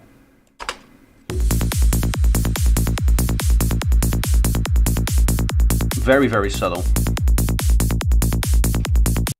There's also one of these in Deep Jungle Walk. He does the same kind of technique. I think like this actually with the two notes.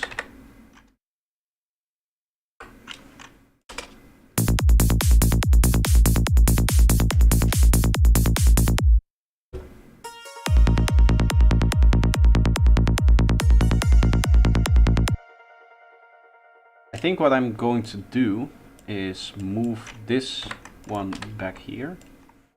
Move all of this forward. And move this around there ish.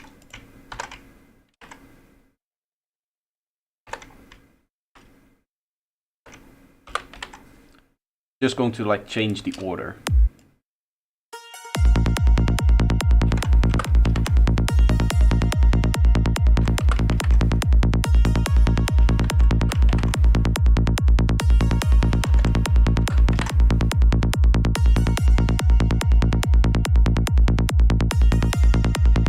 And then to make this one special and to remind the listener that this is the end, we'll have something like that.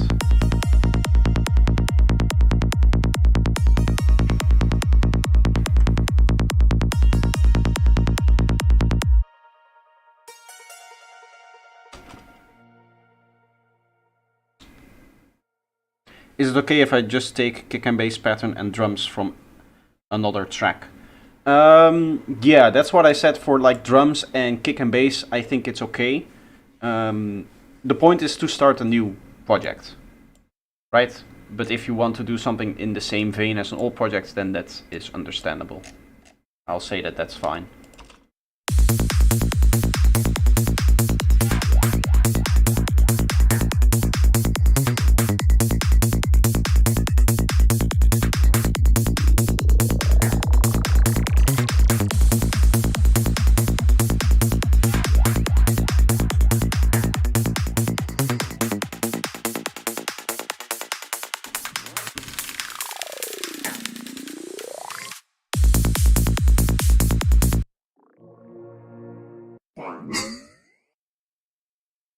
I want another tone.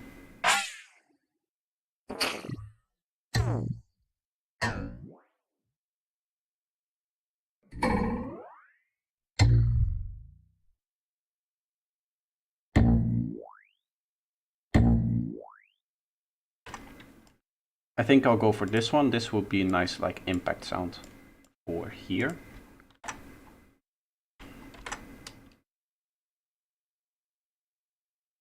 Right, like that, right? Big impact, quickly fading out over time.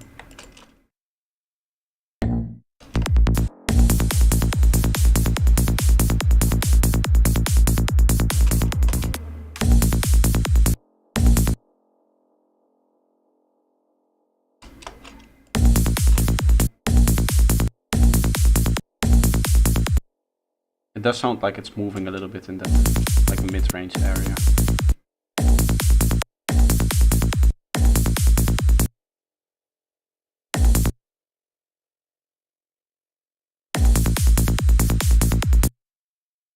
Let's just go with a big reverb and that should be okay. No delay on this one, I think. Yeah, let's go for Cloud Seed and then we'll just...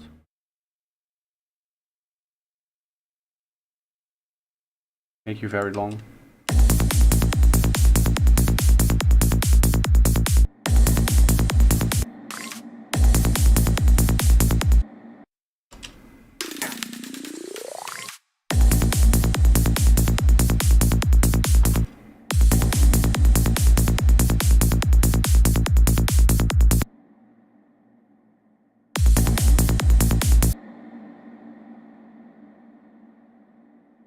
The high gain is going to go down all of this, and guess like that. I do want a delay on this.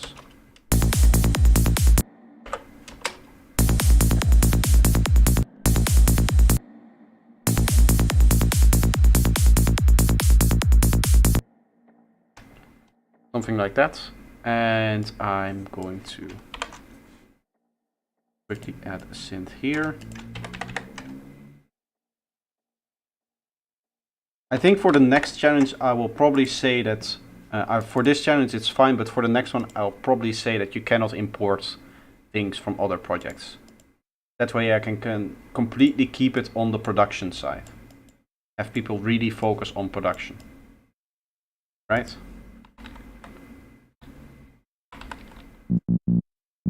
Because at the end of the day, that's the end goal.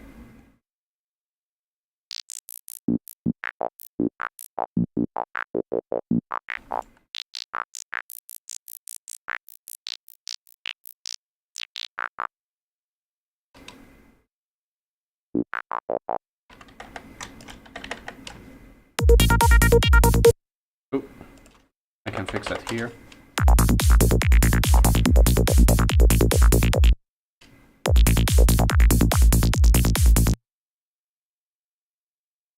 This then can go up and down.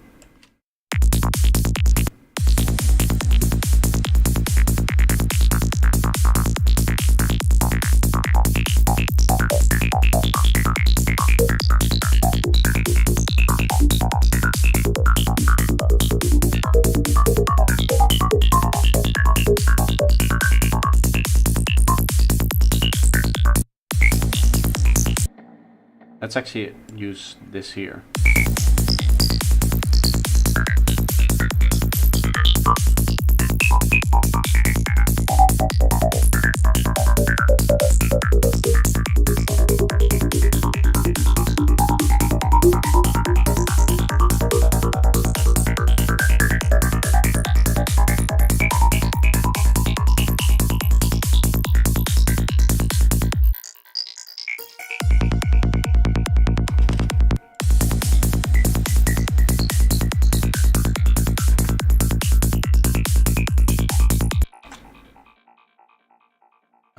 I'm gonna add a synth on top of this, I think. I do want some high energy stuff in here. I'll go tones again. Around the 100 mark seems to really work for these kind of gritty sounds.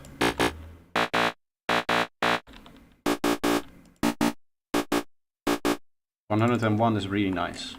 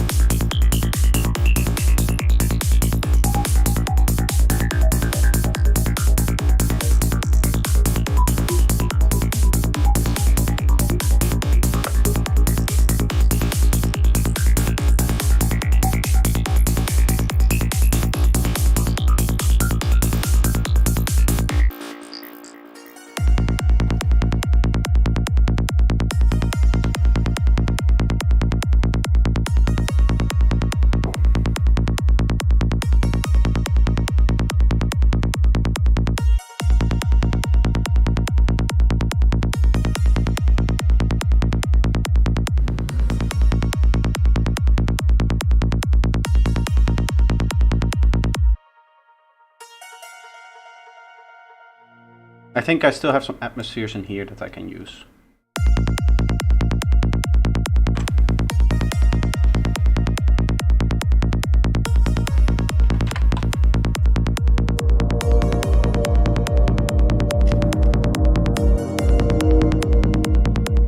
It sounds very low still.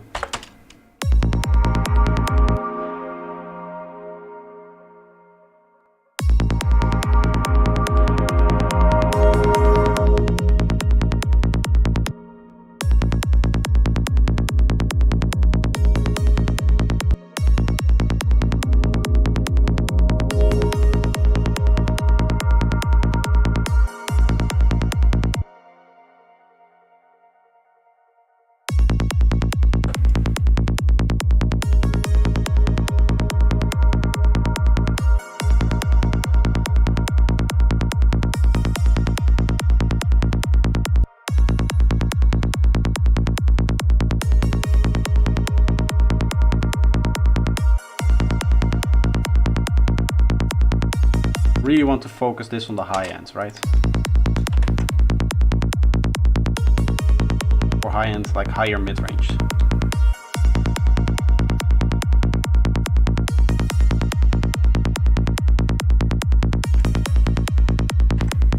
Maybe we should put this one here so that we can include this as well.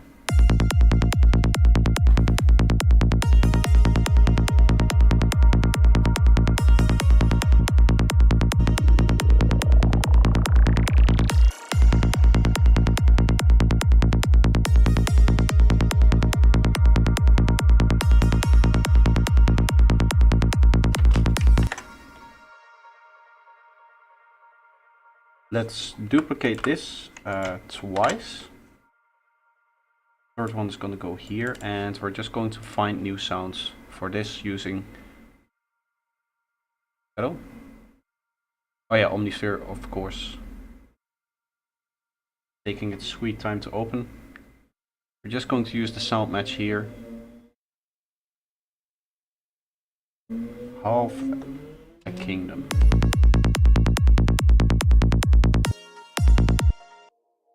Get the whole track, or if I should focus a little bit more on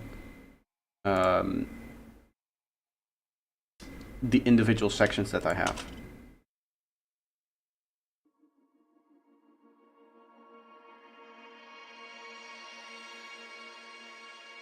Yeah, that's nice going into a break.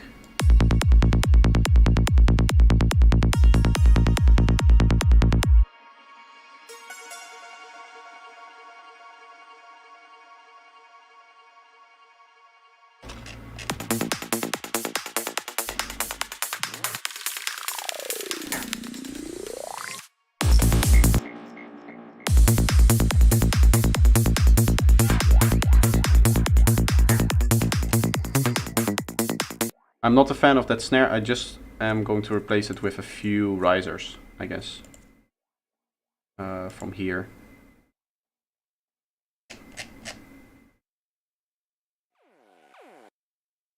Get like the tonal riser from there.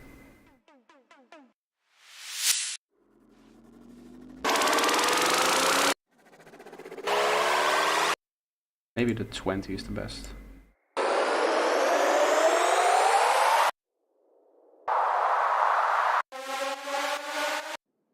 I want something with some tonality to it.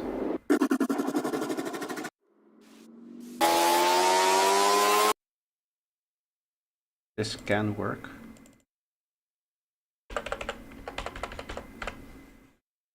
Like that, yes. Make it one shorter.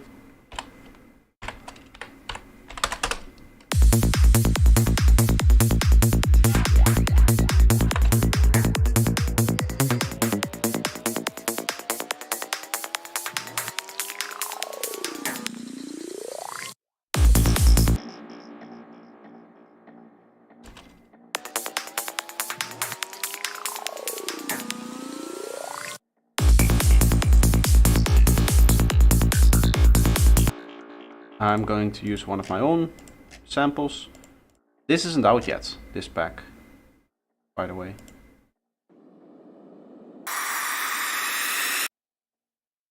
I still need to work on this pack.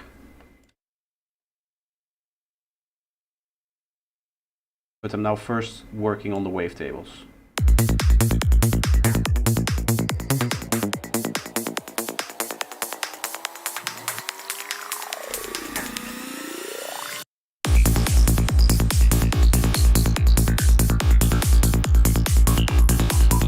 Might be a good idea to do like this.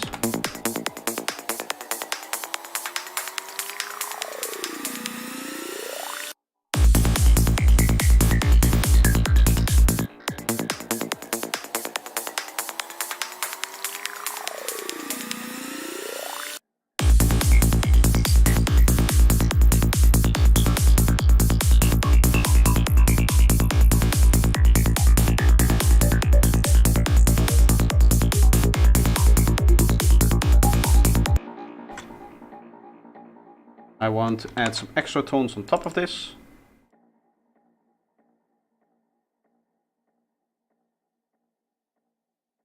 I'll go for maybe like 50. I always forget that my keyboard is off.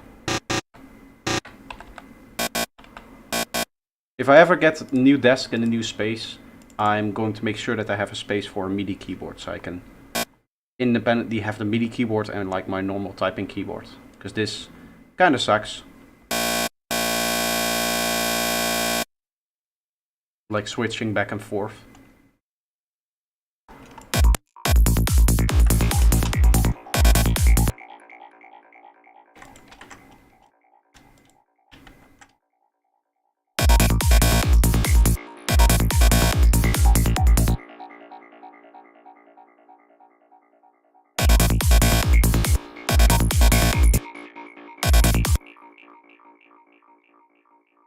Stereo maker.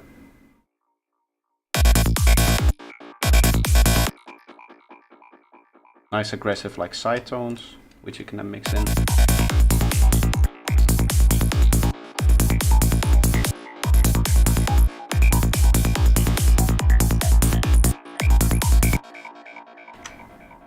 This is going to go there and there.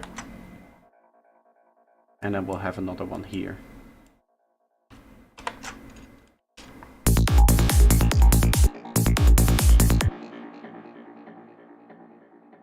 This should probably be later then for that to work.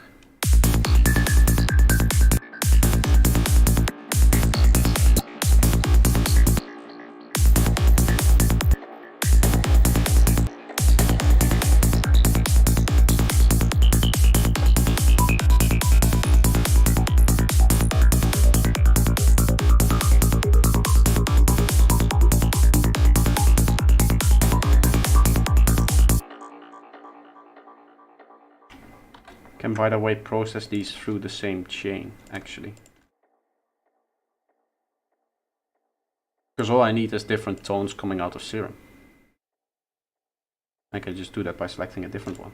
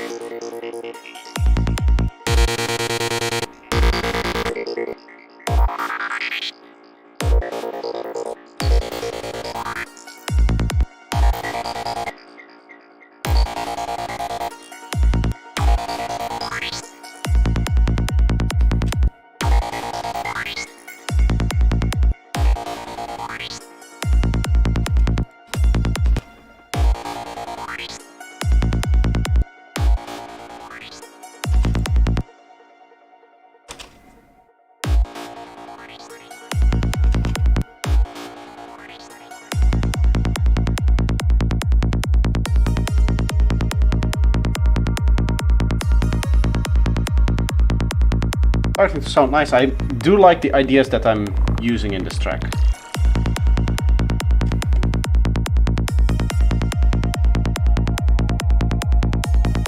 Let's see if we start our break with these wires.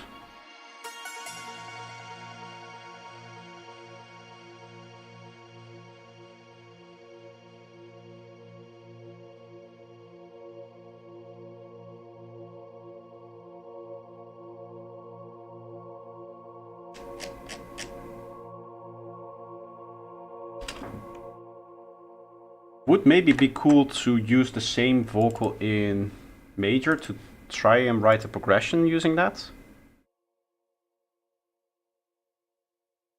Because even in the minor progression there are some major chords in there. And I know I'm using technically the, what's it called? Frisian scale. But that doesn't mean that for the break we cannot use like a normal scale. Gonna go for a fairly long break, and then we're gonna go 8 bars like that, and then we'll write out a section here. So to write out a section, I quickly want to make like progression itself, I guess.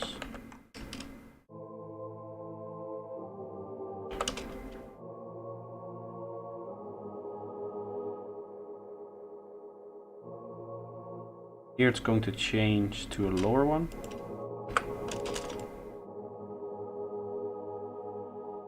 Which technically should be a major, I think. Yes. Okay. So that means that this is going to become major for there.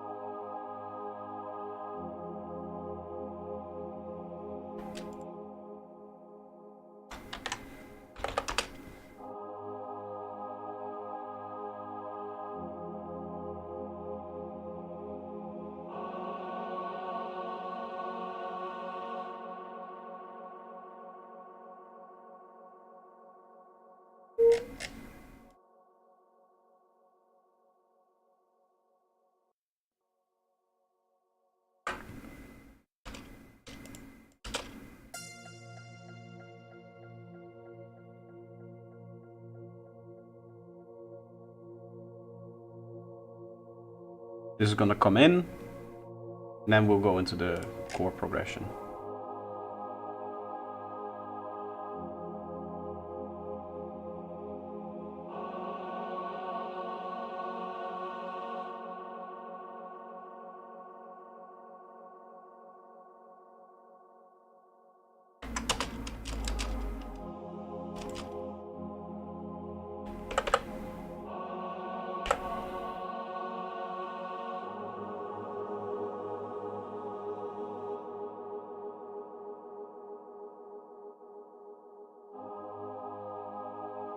I'm doing this completely by ear. I don't know if it makes any sense from like a music theory standpoint.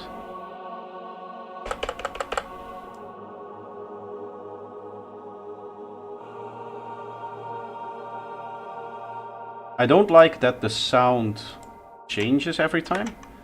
The way I'm going to fix that is by implementing, I guess, a new choir patch. Like just doing it like this, I can remove this. And then this, instead of being like the full choir major minor, I see if I can find the original choir sample that they used for this. This major minor sus.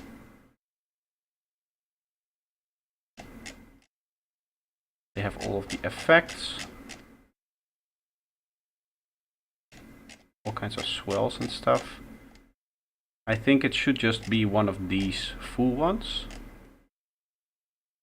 But I don't know which of the ones it is. I'll just go for like... let's try these mms, which is maybe like humming. And then we just make the notes.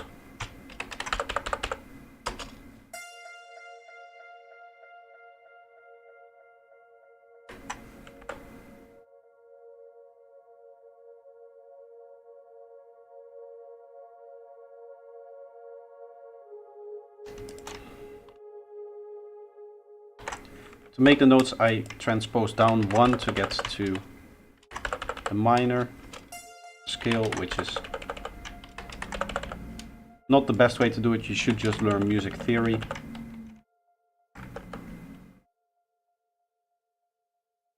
Right?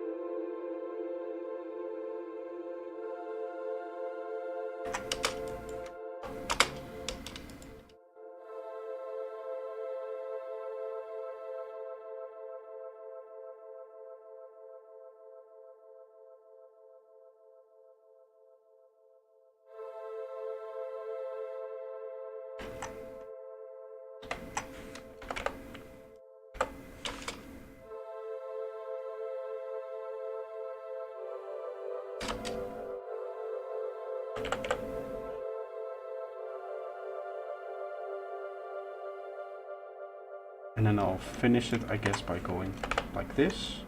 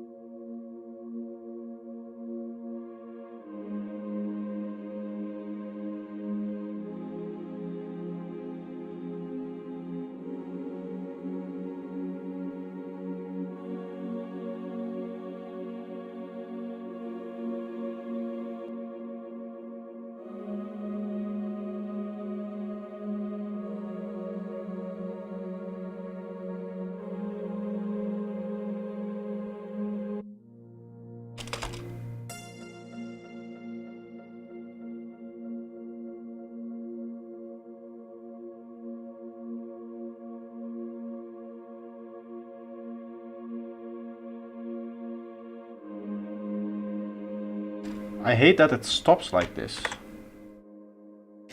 Maybe I need to give it time to release out, which I'll try to do by or alternating notes that the patch plays. See if that fixes that. Maybe it's just like the synth engine resetting or something, and then this would fix that. Getting some cool melodic ideas from this now. This might actually be something that I'll use in actual production, this choir thing, if this works.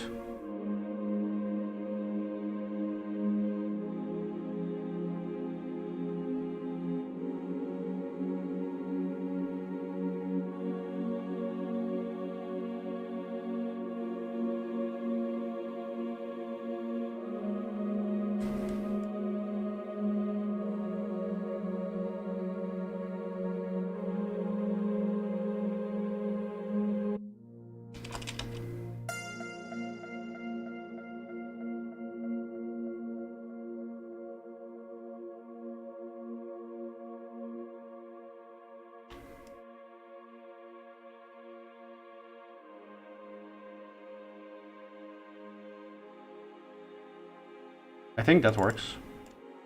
And take the bass line, copy it over into a pad sound.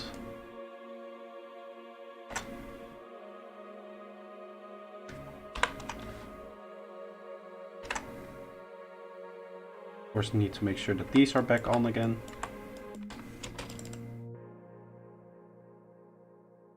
And I guess I'll do like, try to make it quickly glide legato. 0.2 seconds for like the pad.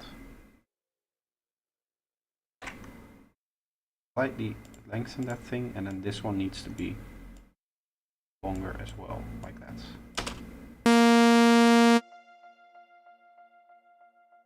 Oh, I need the pad first. Yeah, of course.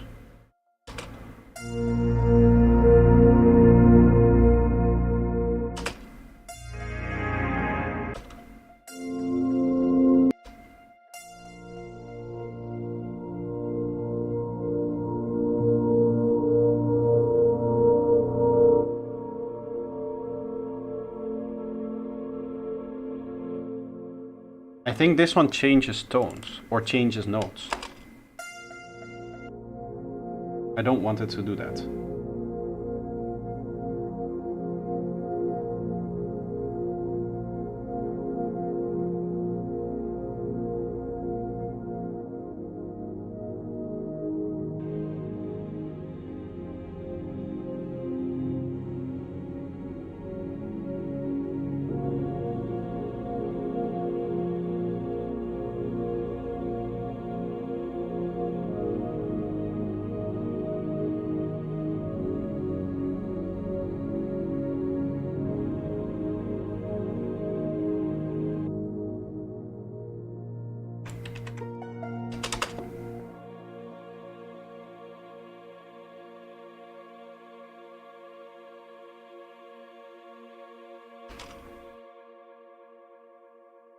That will be the kind of climax here, I think.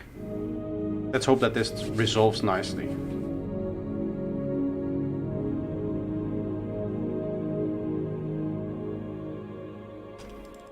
It does resolve nicely. I still don't like the pad.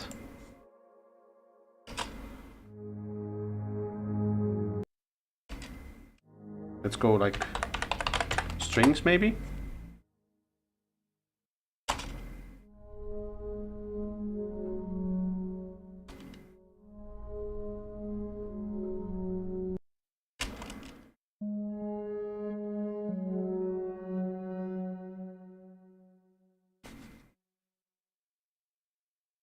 I don't think there are like a lot of good strings in here. Maybe the assemble?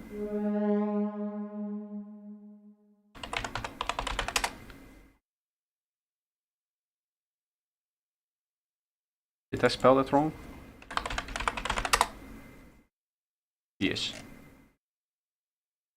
There should be like strings, right? The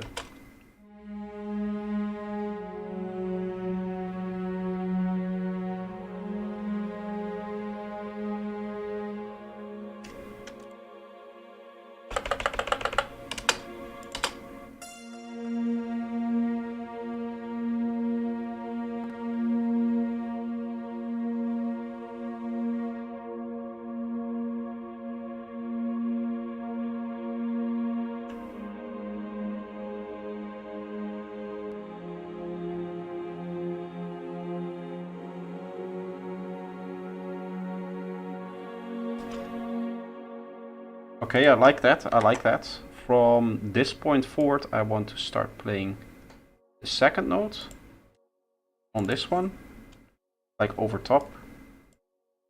Here, here, here, here, here, here.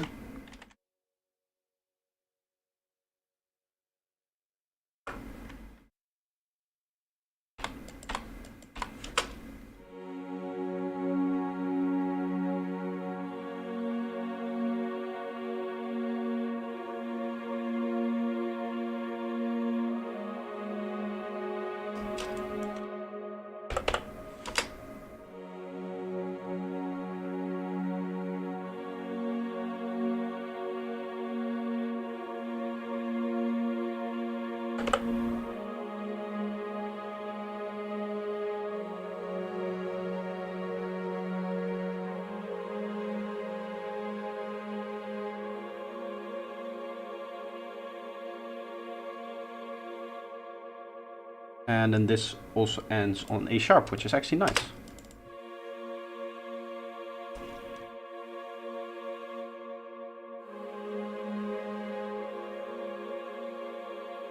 Why does this stop there?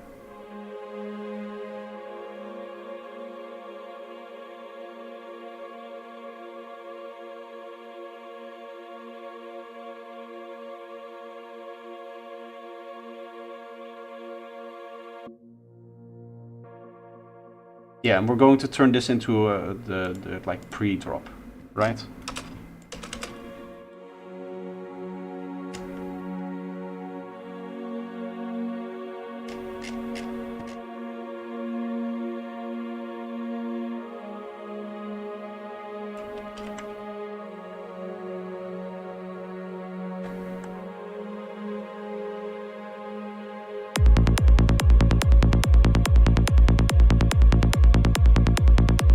I might actually go for that.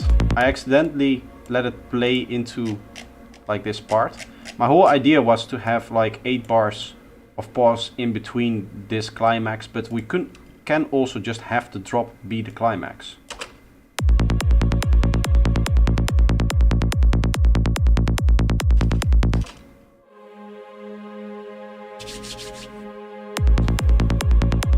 The gear is packed and I'm off. I'll hear everyone strikes later. Good luck, have fun, let us know how it goes. If you can snap a bunch of videos, that would be nice. Still unable to find the actual utility for Ableton.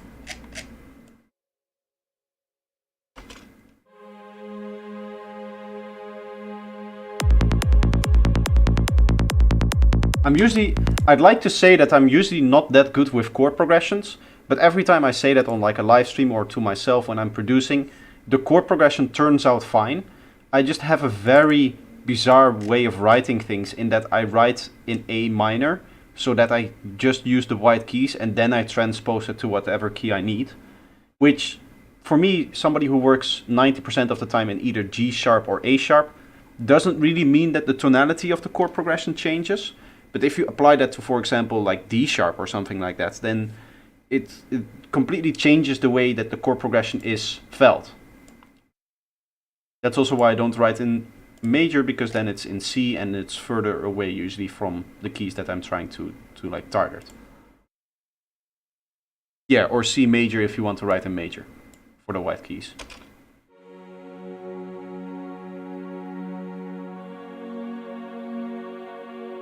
Because I don't know any actual music theory, right?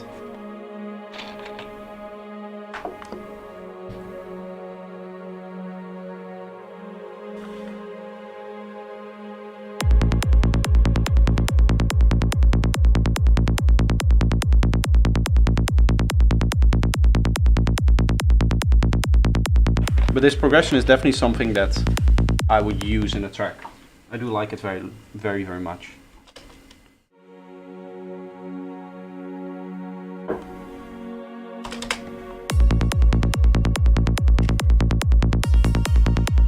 It's the same with melodies. I don't actually know how to write melodies like this. It just kind of happens.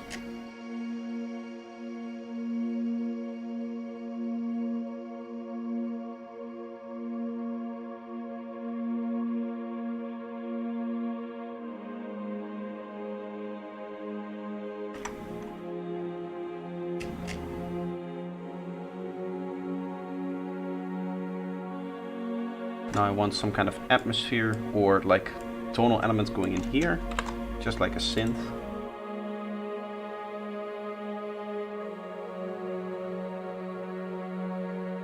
I guess we'll just do like this.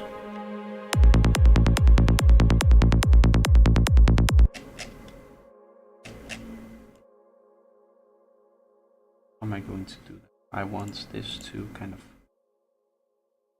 fade out slower, I guess. Because now its fade out is really, really fast.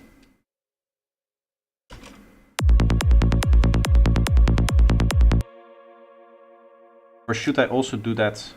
I think I'm also going to do that here with this.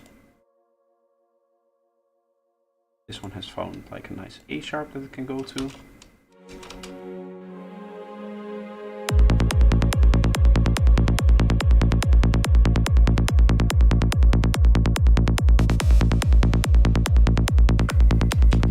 I think with something like that, we don't really need any synths in here.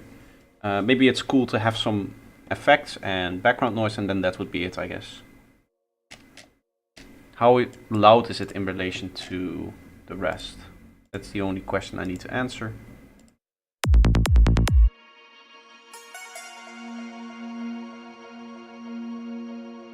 I think it will be okay in terms of volume.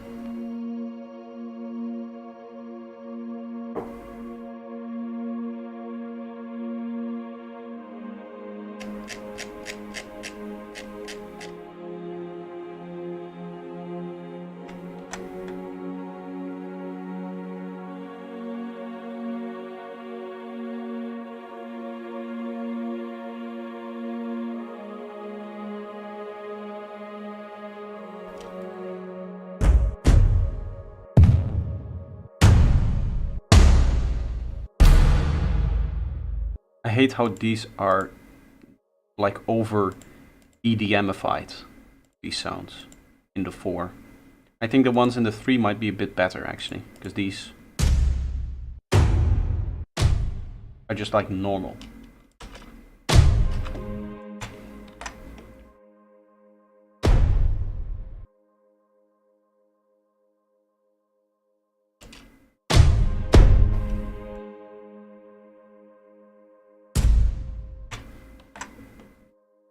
Okay, we'll go for this one, has a nice brightness to it.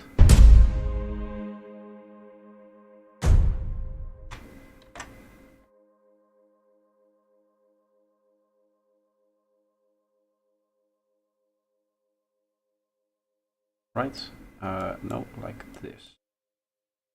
But even looking at here, this one definitely feels like a little bit over compressed.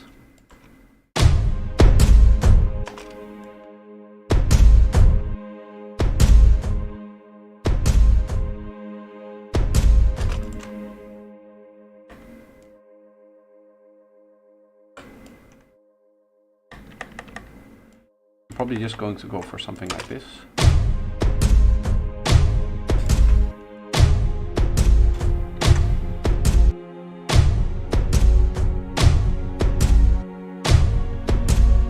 Oh, for the second one I want to bring this out up until there. Yeah, because otherwise the reverb is sounding off.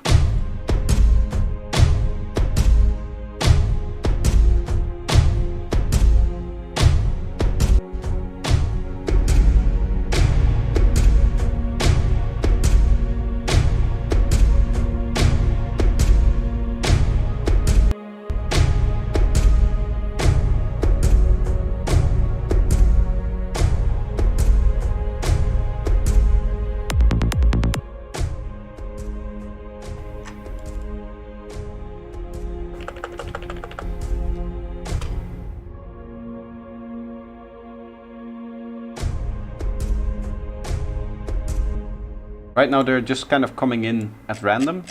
We obviously want a little bit of like a fill going into it. How much time do I have left? 52 minutes. Not really have the time to make a full track today.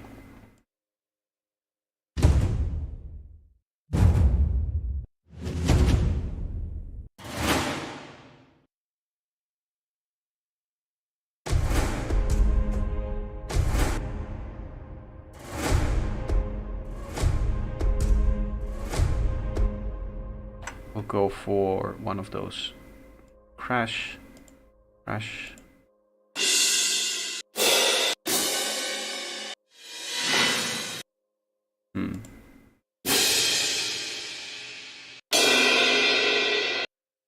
Go for one of these here. And then we'll make a roll in here. Same way.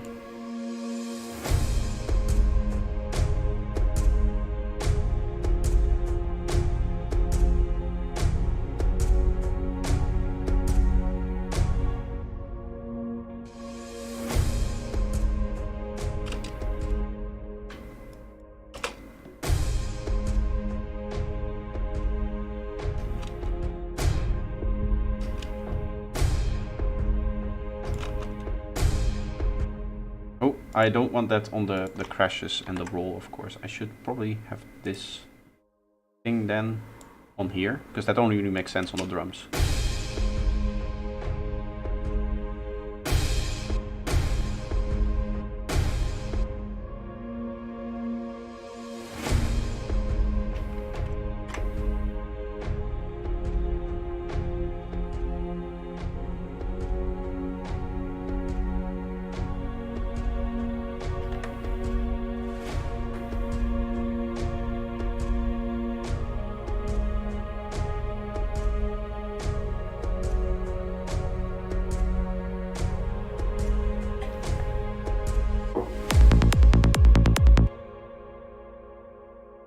I think I might want to keep the drums in here, in the drop, because I don't often do that, kind of like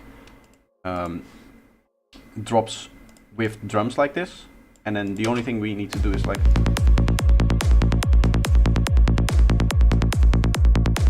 this.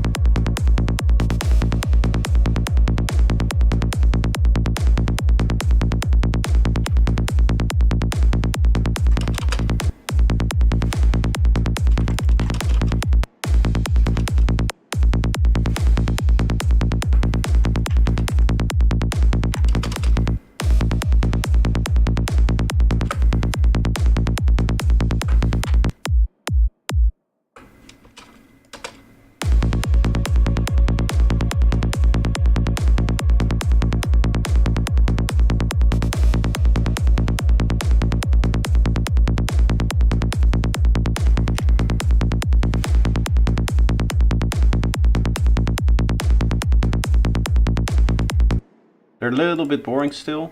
I want to add a few accents here. We'll go with some like mid drums. Mid. These aren't the best, these aren't the worst, these are just mid. These drums.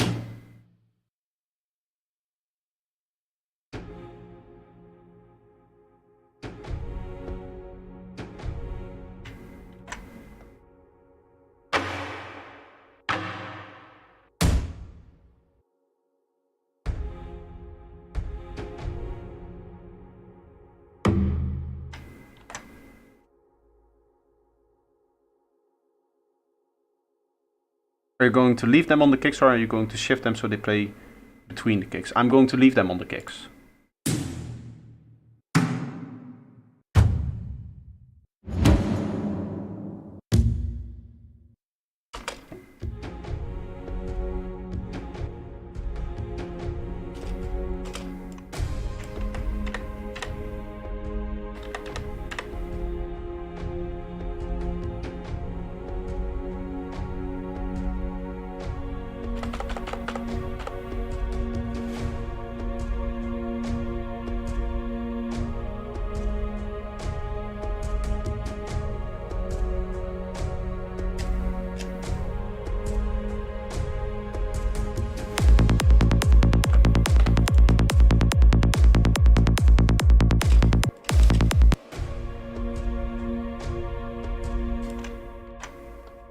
Small mixing consideration that I want to do is I want to give this vocal a little bit of breath. And I'm going to try to do that with erosion. I'm going to upload my track as a WAV file on Discord. I don't have SoundCloud, or should I upload it to YouTube? Well, uploading to YouTube means that you need a video for it, which is going to take a while. If you have Nitro, then you should be able to upload it to Discord and it should be no problem. That is completely fine. If you have like if you don't have Nitro, you can use something like Google Drive or Mediafire or Dropbox or whatever to have it so that I can just download it. I think even on Dropbox I can just play it in the browser.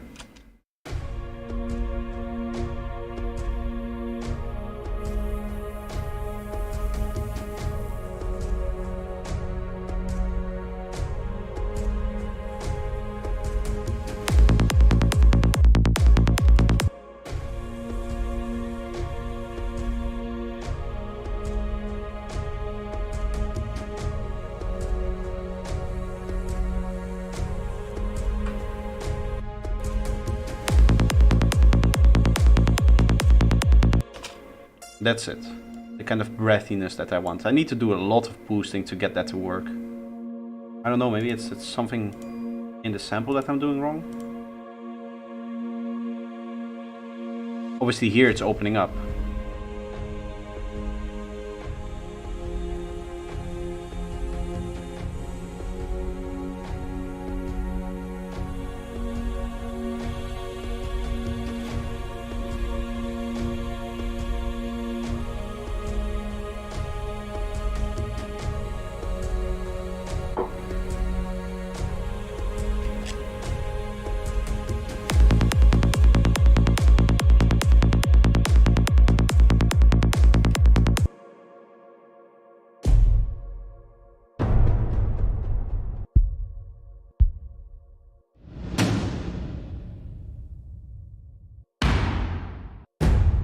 Oh yeah, I want deep impacts.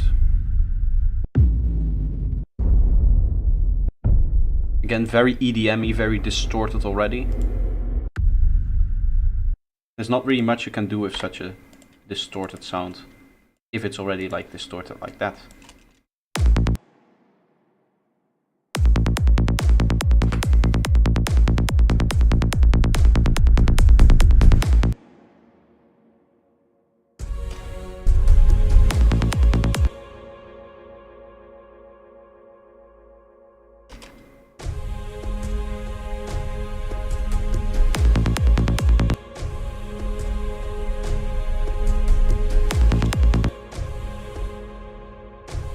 Probably align this.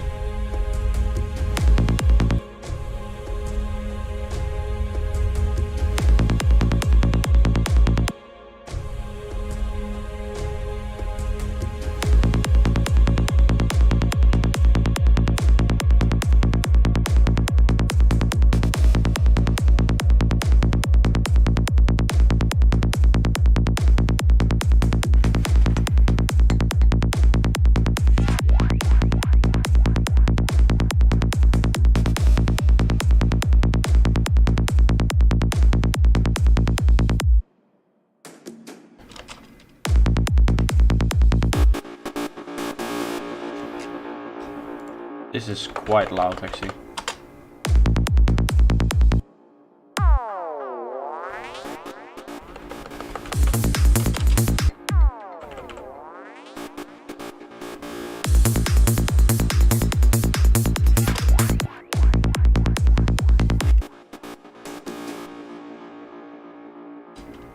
And then here I'm gonna go back into like normal kick and bass without any of the drums on top.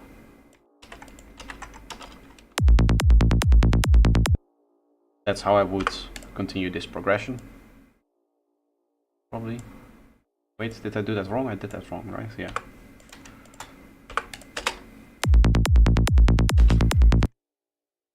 We can collect this. This is gonna be the same fill length and same structure as here, but that doesn't matter because this is a different baseline. So it's not like people will notice, I think.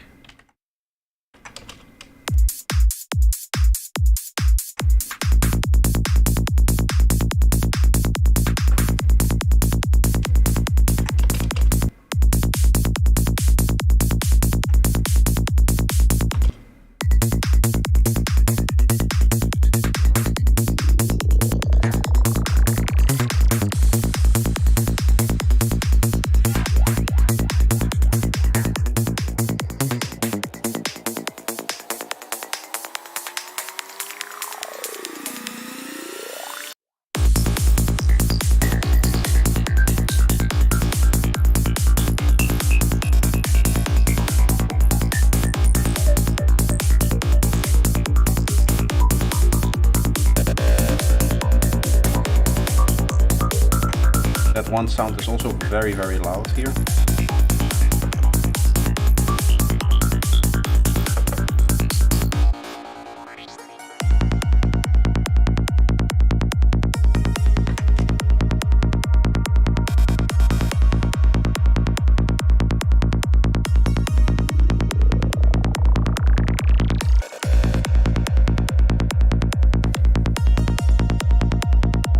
That's right, yes.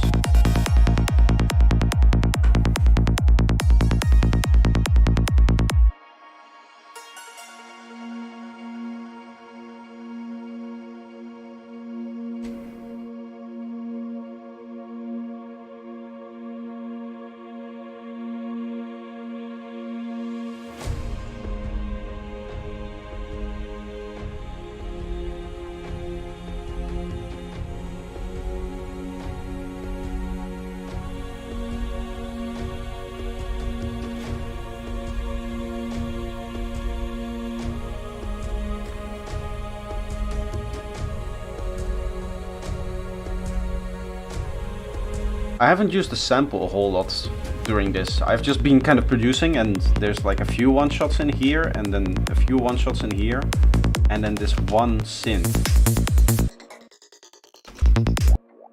Maybe it's cool to do a few more.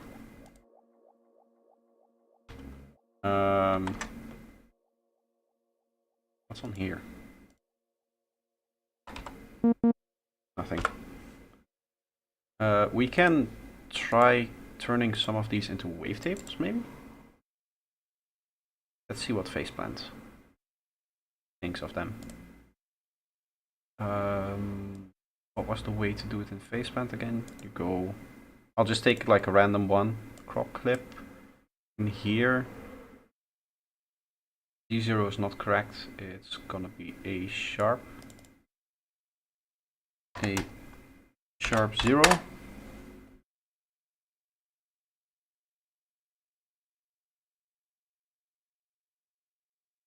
And then we can listen through it.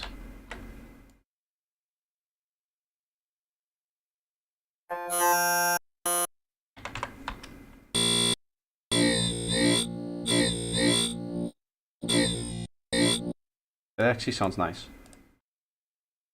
Okay, I can just yoink the part that I need and expand that over the whole thing.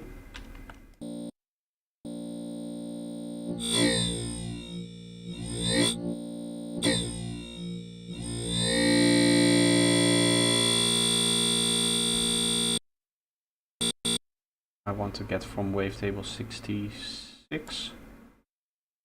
I want this up until like 66.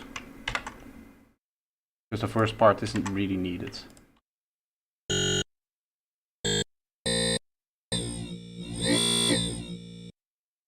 Then we just go by frame peak.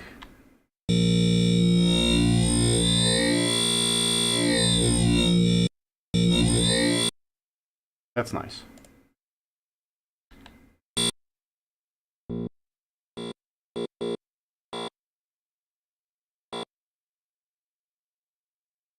I think I want to do some manual automation on this.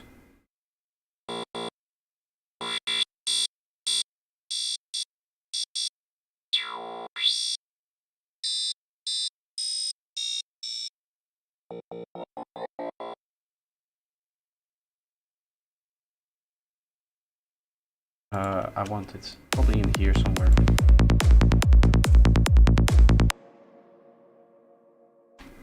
This seems like a good spot to put it.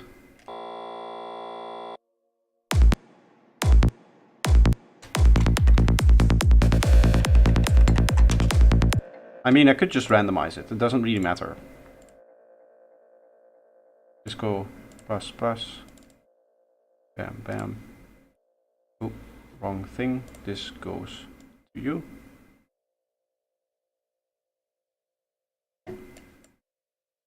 Turn those into zeros, and this goes all the way there.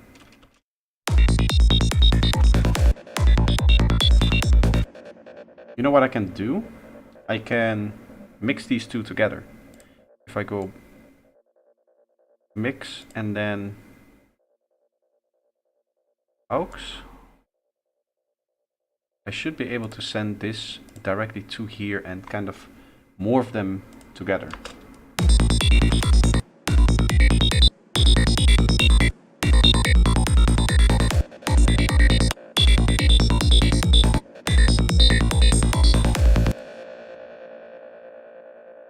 That's okay, we'll add final distortion on here just for the width.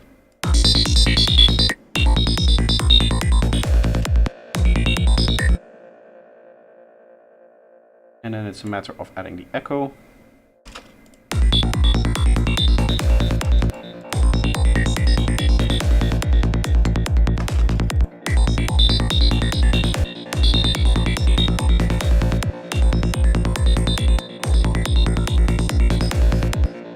I'm probably going to save this wavetable. Actually, let me do that now. Save wavetables, morphing tones.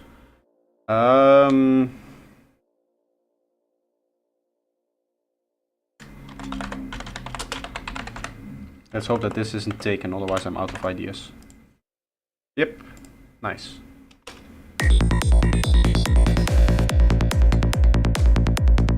Every time you have a wavetable that works well, you should probably save it.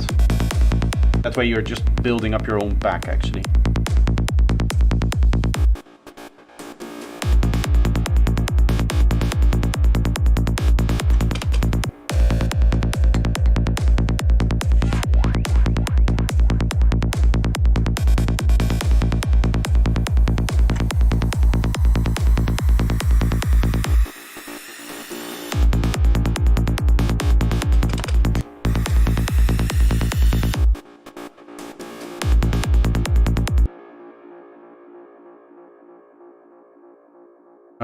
Let's do some white noise stuff. I want exhausts here.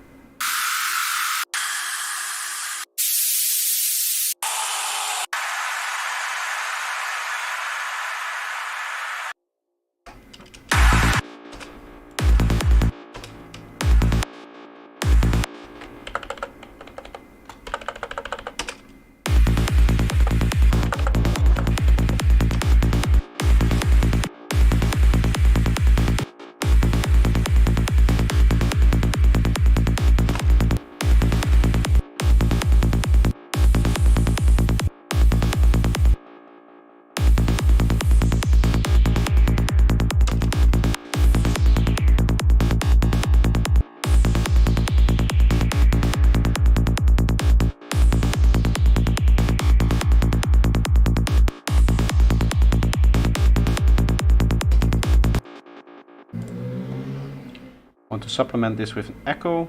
I normally don't apply delays like this on my things, but sometimes it's nice to extend.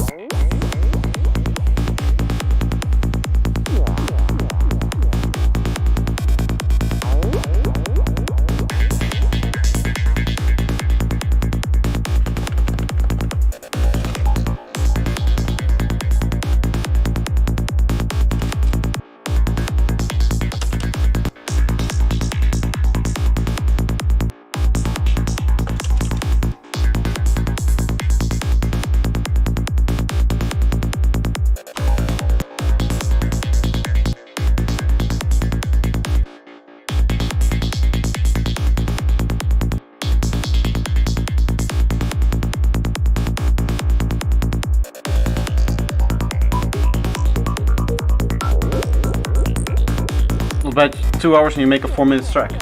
Yeah, usually I get the whole track done, but today it's not the whole thing. But yeah, I'm happy with what I'm getting done here.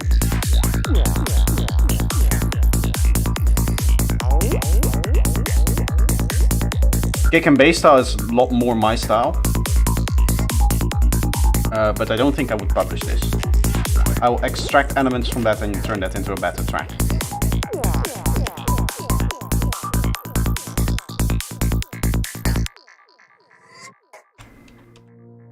I think I'll leave it there for like the length. Ooh. Filtering rack. There.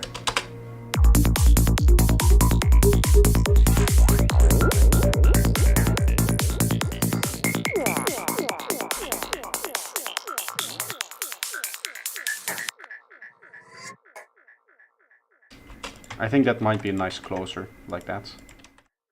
And then here.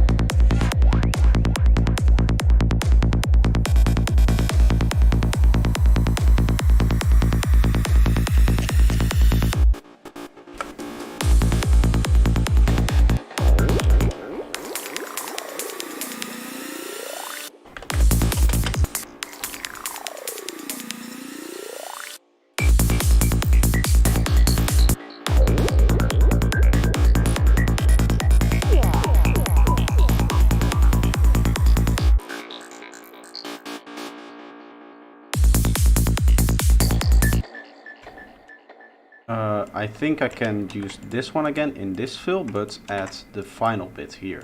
If you just go like this.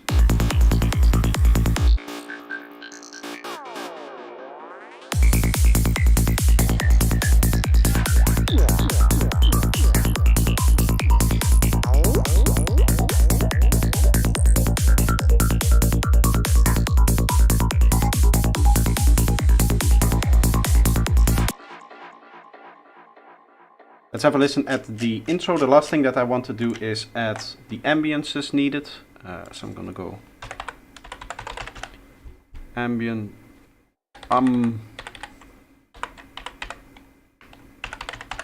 ambience, and then sort by name. Let's see, beach maybe.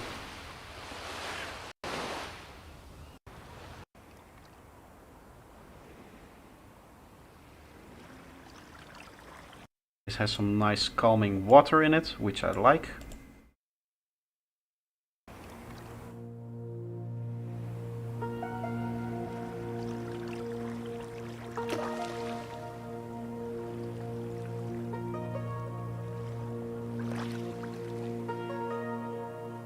I only want the high frequencies from this, and I want them to be heavily delayed and trippy.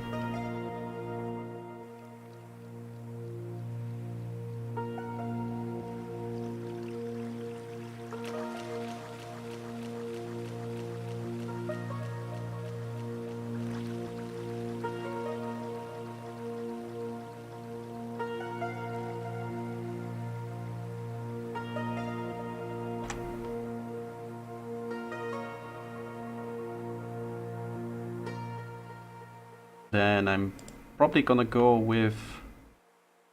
Actually, I have a lot of stuff in CM disks, right? In the samples here. Ooh. Ethnic textures, maybe?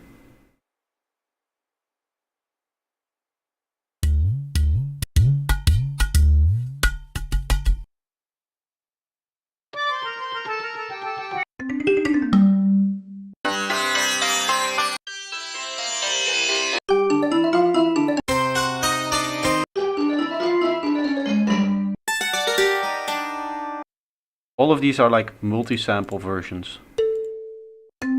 I don't want to have to build my own sampler here now. Processed.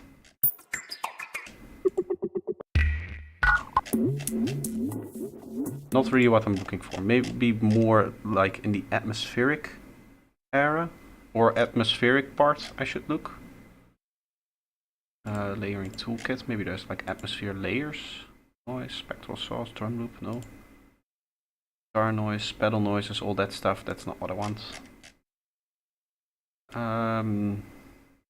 Let's go atmosphere.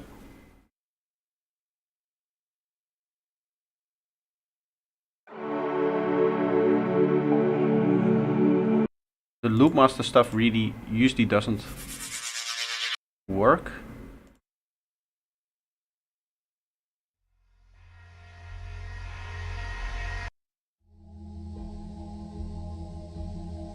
Maybe this one will.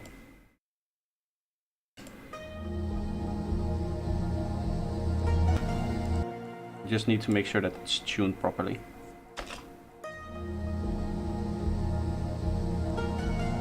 Which, according to my scale, this is at E1. This also E2, so I'm assuming that the key of this thing is going to be E, even though it doesn't seem to be clearly defined. So F, F sharp, G sharp, A sharp.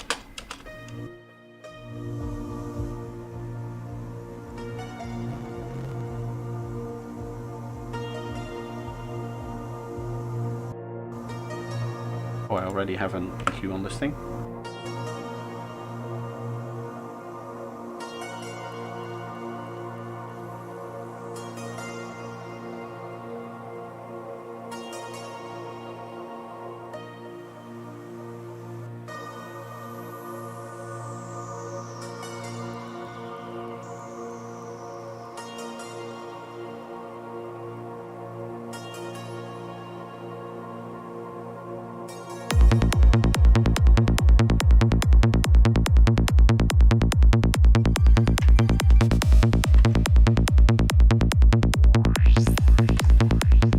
use these again as well. I should probably go for that here again.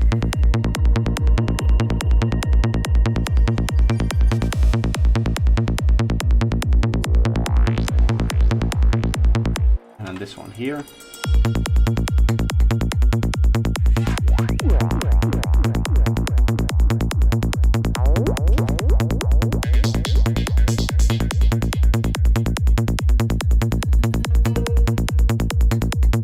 Where does this change key again?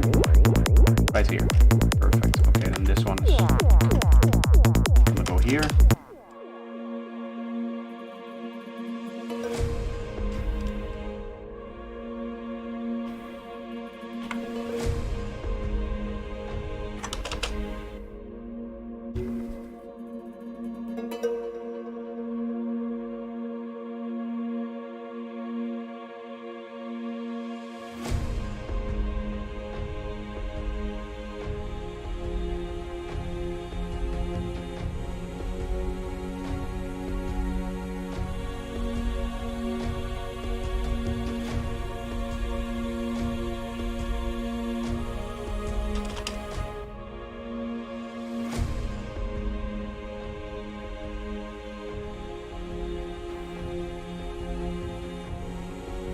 Slowly going to build up with these.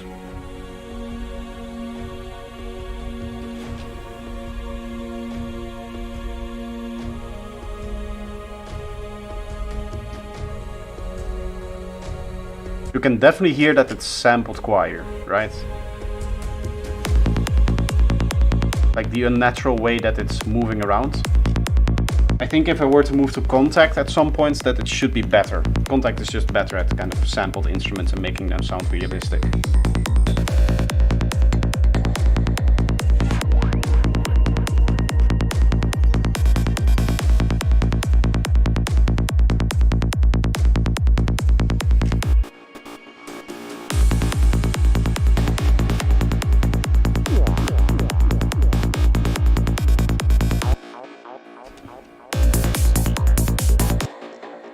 Okay, let's do some mastering, because I have time for that.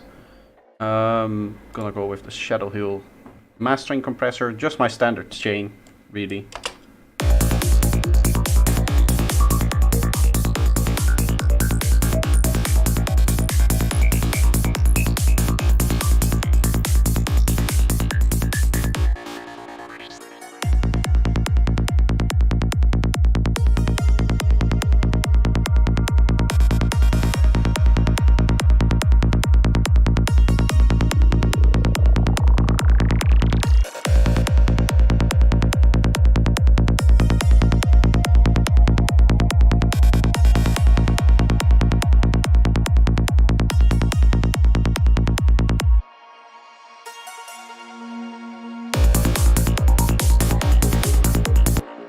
I'm gonna match the settings and I'm going to try dual mono mode, which I often like quite a lot actually.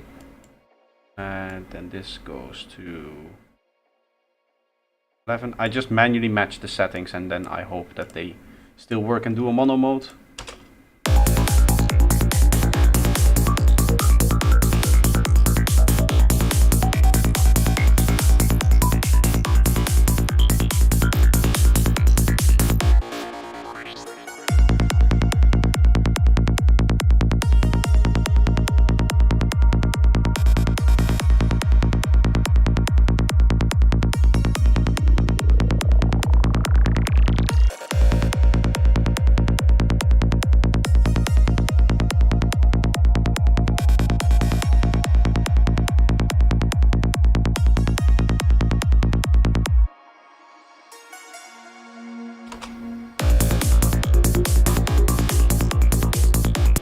Yeah, just does some gluing.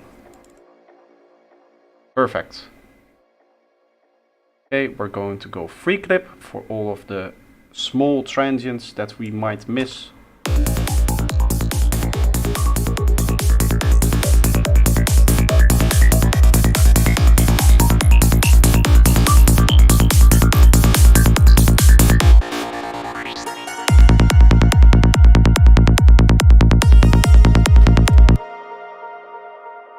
That is essentially the mastering. I like to use an extra layer of boost because the loudness that boost brings, I don't know, it just hits different. I once got this as a sponsorship and I have been using this as my final mastering limiter ever since. No stereo linking. I like to go like this. Actually, you know what? Full stereo linking is the whole thing here.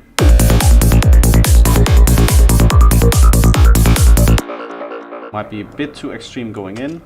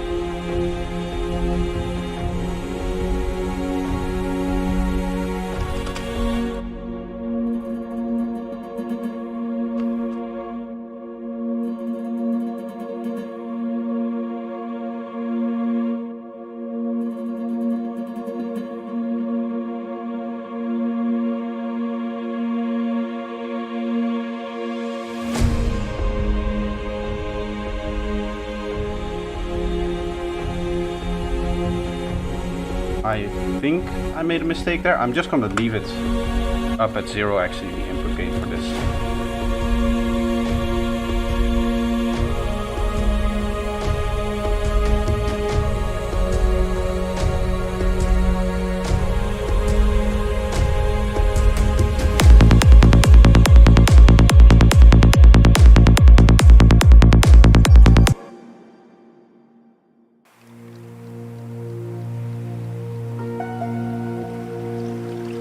I just quickly want to check what the volume is.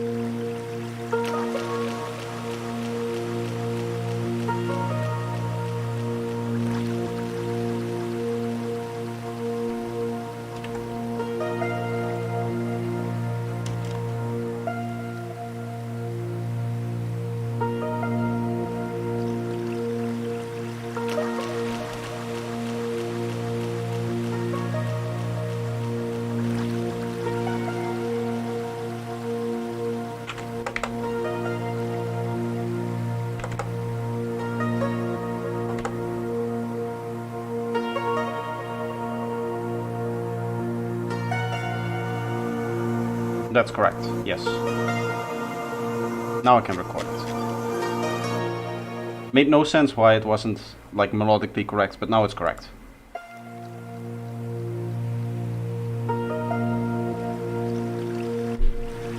Everybody who's still working on the production, note that you only have 15 minutes left. And then we'll start to submit and everybody has to submit their track. Even if it's not finished.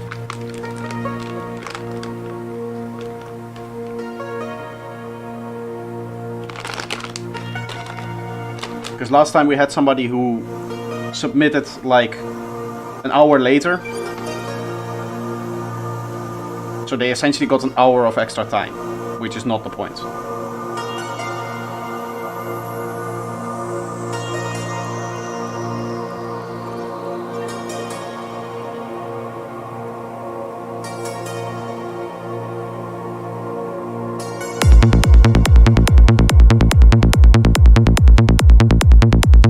Upload it on WeTransfer now. I have link. Okay, if you have your link ready, you can drop it in my Discord. Challenge submissions. I already see somebody posted.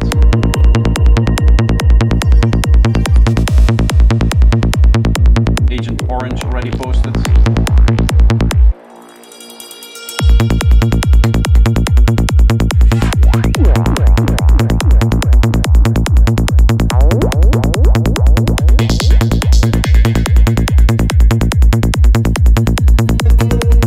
I don't know who Agent Orange is. He's probably new to the community, I think. Name I haven't seen in a long time, but he did participate in the challenge and he already submitted.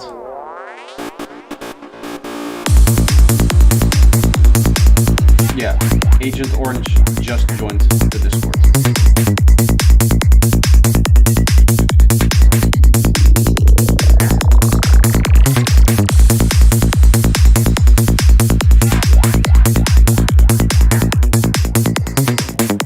Where can I send the link? You go on my Discord channel, challenge submissions. Right here.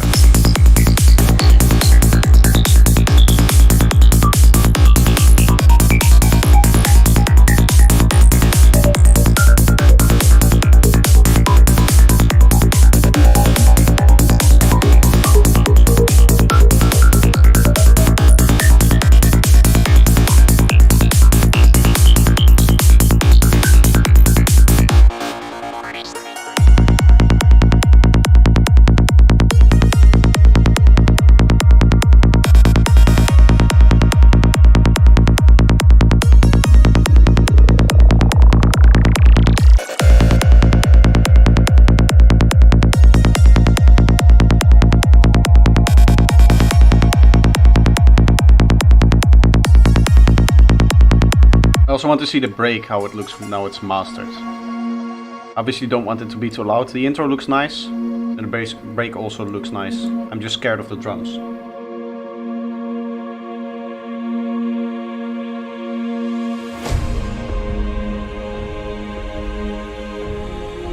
That seems okay. You have stereo elements on your bass? No. I don't... No, this is just a normal patch, so just normal mono stuff. Should be. Unless there's something horribly wrong.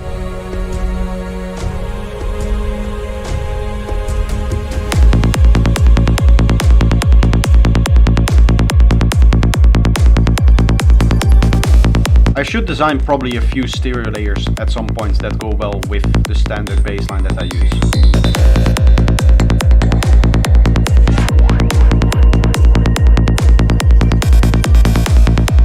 Starting to sound a little bit on the boring side, I guess. Completely mono.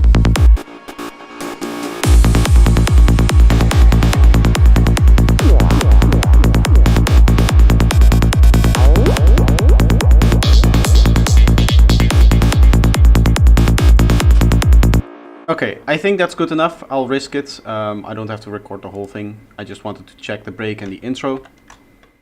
And make sure that all of the drops are nicely and loud, which they are. So I'm going to export.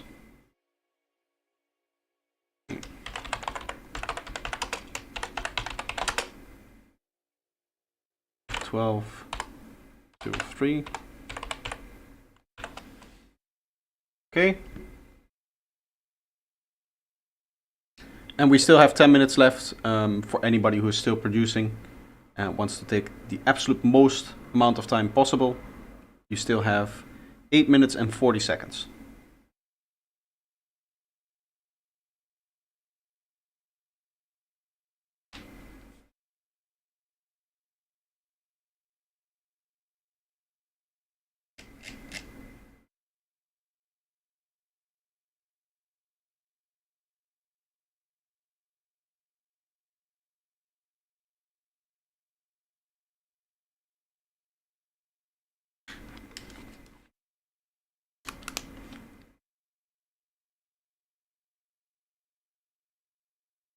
3 hours of headphone wearing starts to cramp my head. These are very old headphones. You can probably see like the inside is completely broken. There's all kinds of stuff hanging off the sides of it. It's not great. But it still works.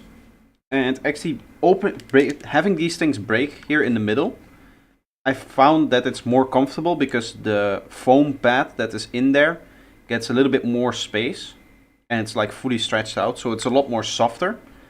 It's just annoying that it just flakes off like this, and I've been finding all of these flakes of the plastic that comes off of it in my bed, behind my ears, every time I take a shower. A few of them fall off me, so I constantly fear that I'm living with like these flakes behind my ears. Small black patches of rubber material. Okay, that's finished. I'm going to post mine.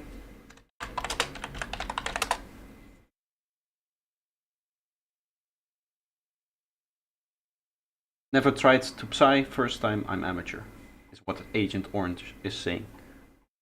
Gonna be his first time making psytrance. Everybody be nice to him. I don't specifically remember my first song, but I do remember my first few songs making psytrance. And I 100% knew back at the time that it was trash. And now that I know better, I know that it was. Like back when I was making it, I was like, this is never going to work. I'm never going to be able to make good sounding psytrance.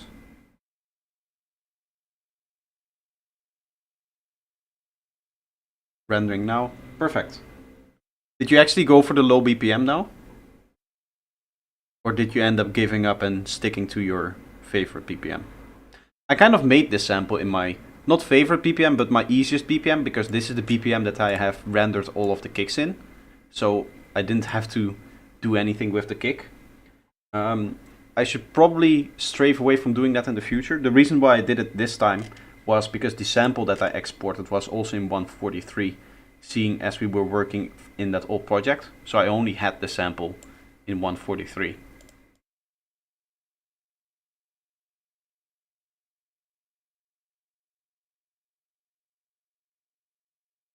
Maybe for the next time, it's a cool idea to have the sample at a BPM that nobody produces at. So let's say that we take a sample that is like 80 BPM, right? Then the double is 160, which is also like slow for high tech, fast for anything else. It's like in the middle of kind of the subgenres. I guess like Dark Psy and Forced sometimes sit around that area. But I don't know how many people here are comfortable with that subgenre. I mean, Dipicus, it should be alright for him, because high tech is kind of in that same boat, I guess, in terms of the sound design and stuff like that. Right, your main subgenre is high tech, right, Dipicus?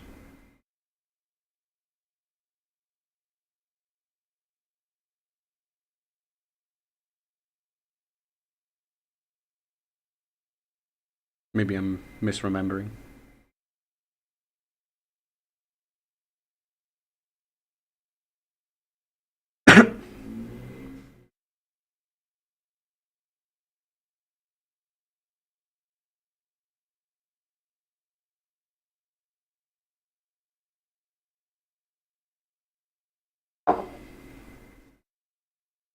Just a few more minutes, 4 to be exact.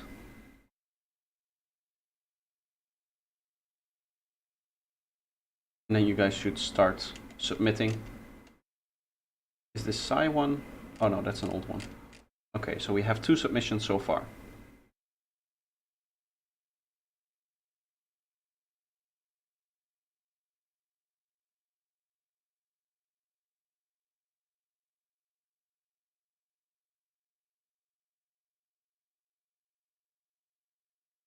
We'll just wait a little bit more.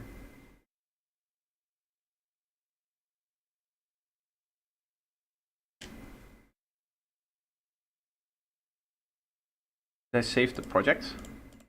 I don't think I did. Project, challenges.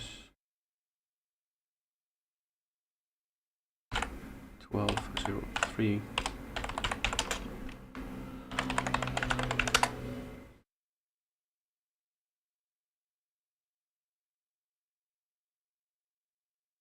Delete. Too slow? What is your, like, default BPM?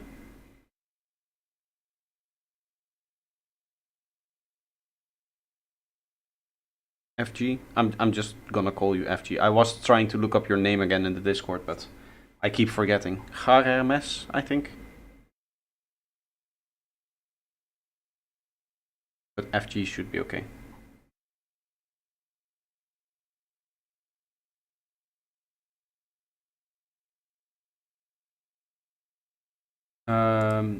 Okay, I save this. I can set up the analyzer.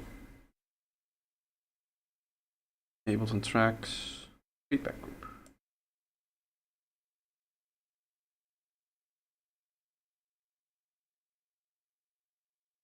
Again, I need to go in here and set none.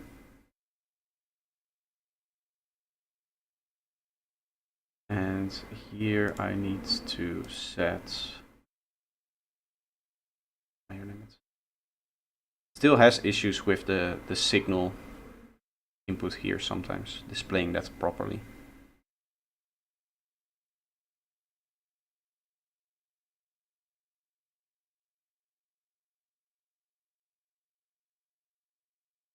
But lately I'm in love with 162. Okay, so then 80 BPM would just be a doubling for you, essentially. I don't think that we'll find a BPM that nobody produces at, that nobody has to like significantly stretch out. I know it's like a difference of 2 BPM, but then it's just the same. You just stretch a little bit. I'd like to do a BPM challenge where, or not a BPM, like a sample challenge where the sample isn't in any BPM that people often use. Maybe I'd just go for something random like 117 or something like that. That you cannot just use that as your project tempo, I guess, because that doesn't even work as like dance music. 20 BPM would also be interesting. 5000. Yeah, those are like the extremities. I don't know, yeah, we could do it like producing at 20 BPM and then you have to... How would you do that? How would you... I mean, you would just manually divide up the beat into smaller parts. You divide it up in 8, and then you're at 160 BPM. You could just make your track in 160 BPM by filling up each beat with 8 kicks. If you wanted to. And to be honest, I think then that will net you the best sounding track out of all of them. Exporting. Hopefully everybody is exporting because the timer is finished. I'll quickly go over the setup again. We have a vector scope here, which is stereo. We have a waveform, we have a waterfall display, and we have our frequency analyzer. And I'm just going to play each one. Nice, we already have a few extra submissions. This is Agent Orange. He's new to the Discord, he's new to the stream, and he's never made sidetrance before. So let's have a listen to what this is all about.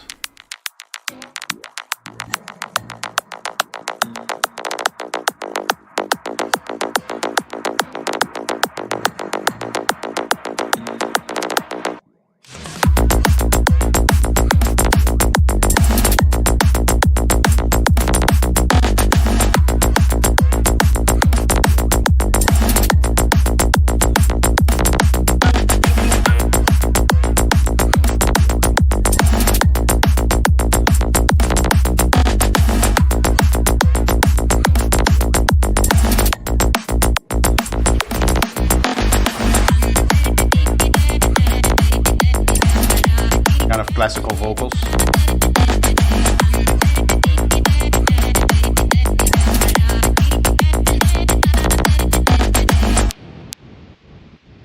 Yeah, I would say that there's like a few things that you can clearly hear are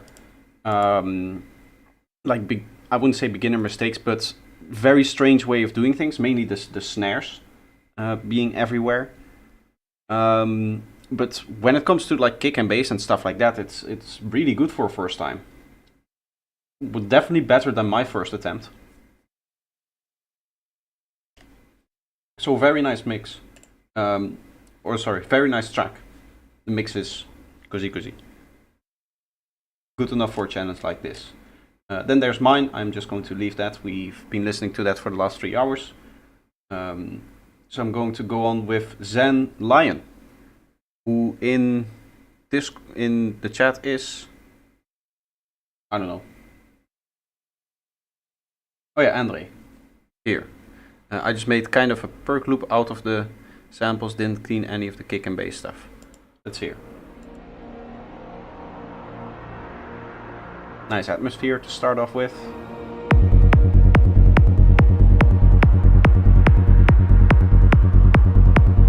Nice warm kick and bass. Bass is a little bit loud for the kick, maybe. Yeah, the waveform is bigger. You can hear that it's like louder than the kick itself, which is not really how you should do it.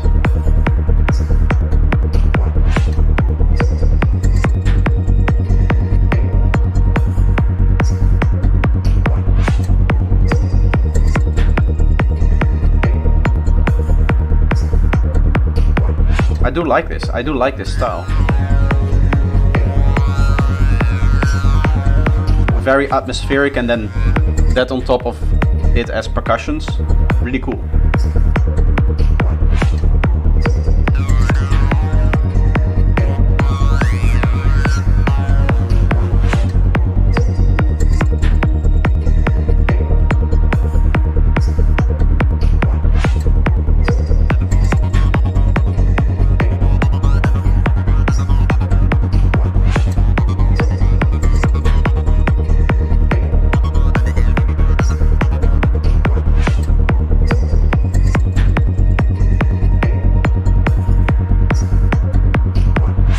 At this point, yeah, you would have a little bit of extra progression, stuff like that. You probably change idea at this point in your track.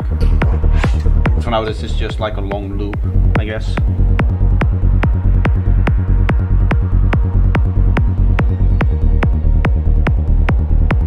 I do like the bassline sound though. It's a very warm bassline sound, but it also feels like it has some stereo mid-range maybe? No. It reminds me a lot of the warm bass line of a particular track. I'm not going to be able to play that on stream, but I can tell you the title if I can find it. What's this thing called again? Clever Path by Recycle and Boundless. Really gives me that kind of feeling. I do like it. Very nice submission, very nice track. Next up we have my Logify.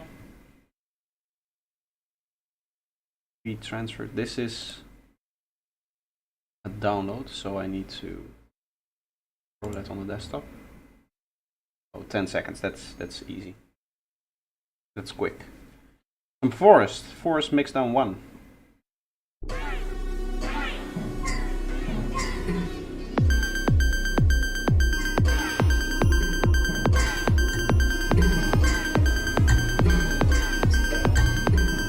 My bassline might not be the fattest in here. It does sound like it's a little bit high in octave.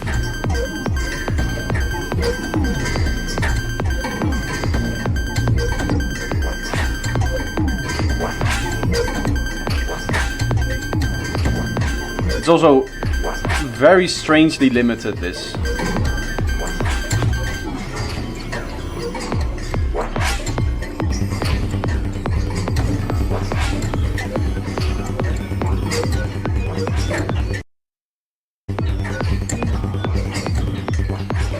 Okay.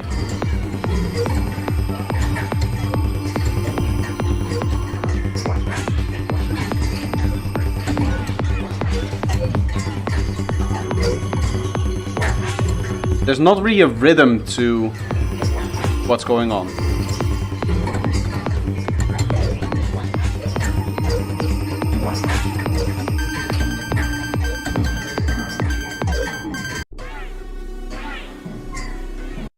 Like, I'm not sure if I was just listening to one track or if you accidentally left parts of your reference track on.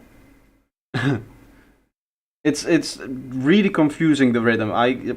I'm sorry to say, but I was getting a little bit of a headache from that. I know it's for fun and just experimental stuff, but the percussions, the main elements that I gave you being like off time with the rest of the track is really what mangled with my brain. Maybe you lined them up strangely. Maybe it was.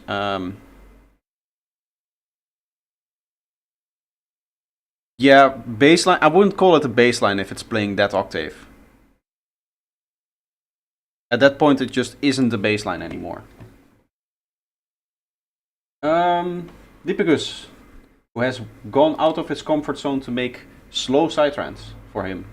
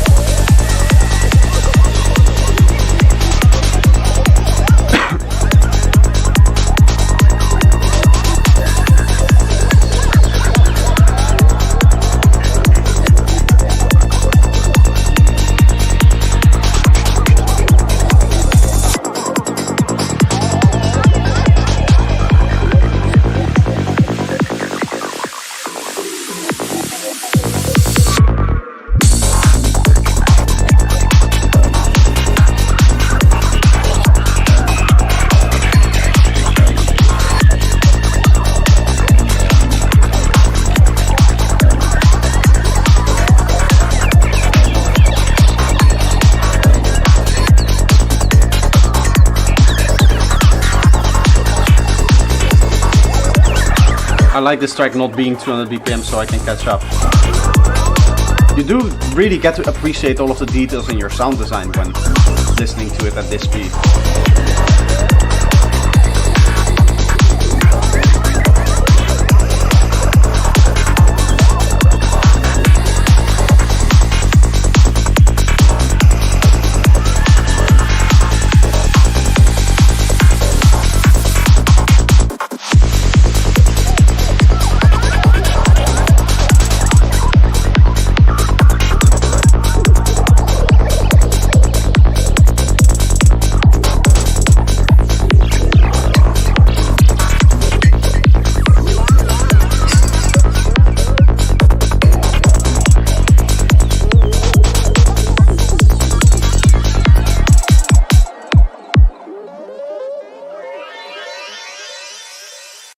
Really nice transition into that atmosphere there in the end.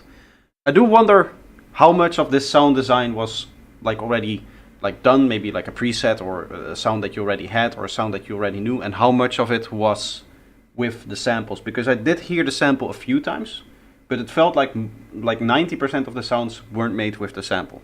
Which, I mean, if that's the case, then you can delete the sample and you still have a nice track, which is the whole point of this challenge. So just out of curiosity, like, what would be the ratio? How many more do we have? We have Mind B, then Psy, and then Klaus. Mind B projected challenge 12/03/2023.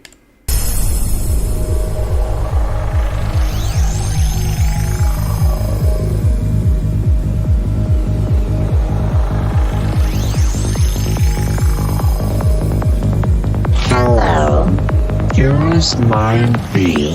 This is Projector Sunday Challenge stream. Let's start on. Nice high energy.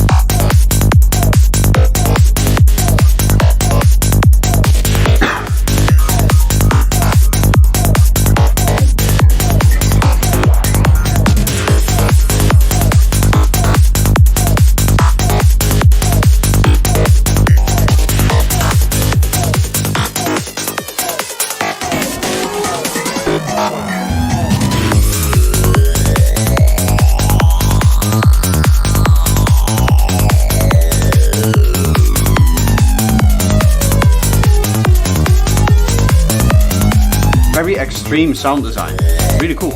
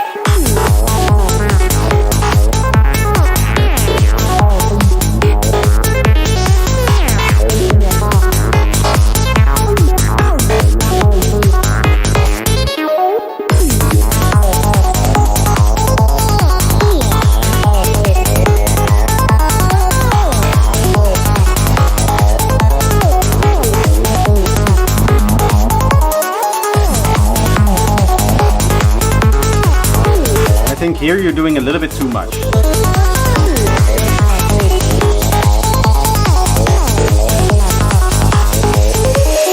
Okay, guys, it's over now.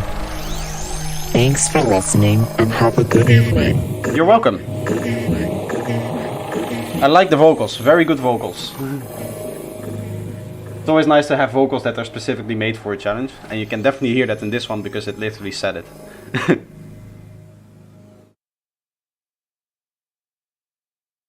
A band reversed pitched up / loop through a feedback loop. Ah, nice. That creates in like the atmospheres and stuff like that, I guess. I do like this track. I would say that there's a few sections where I think you're doing a little bit too much. Overall, the ideas are very solid and you have a very good like sense of rhythm in your tracks. But then once they progress to a certain point, it's like you're adding a few too many sounds, which we kind of still hear the rhythm that is being implied there, but at some point it just feels a little bit too busy. I guess that means that we are at our... No, not our final track. After that is Klaus. Of course. This is Psy, A sharp projector, very fancy name.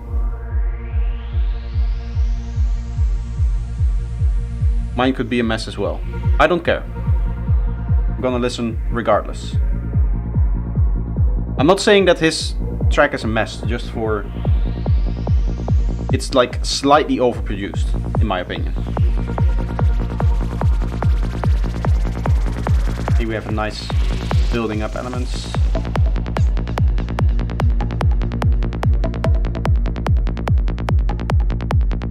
Nice kind of old school psytrance groove. I like it.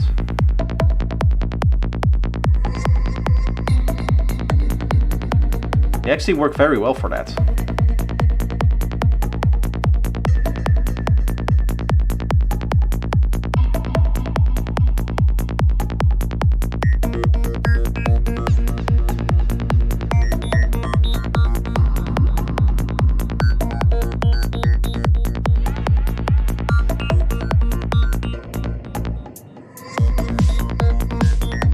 I tried making sound effects from your sample. Yeah, it's working. I like it. A little bit dark, the whole track. Like you're just missing all this energy here.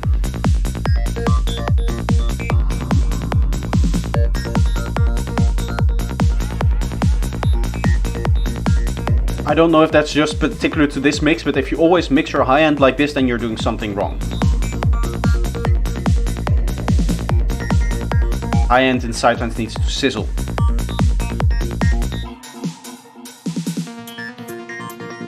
Like this hat. This hat has a little bit of that sizzle to it, right? The very top is very spike here. You want that for all of your percussions and your like top loop.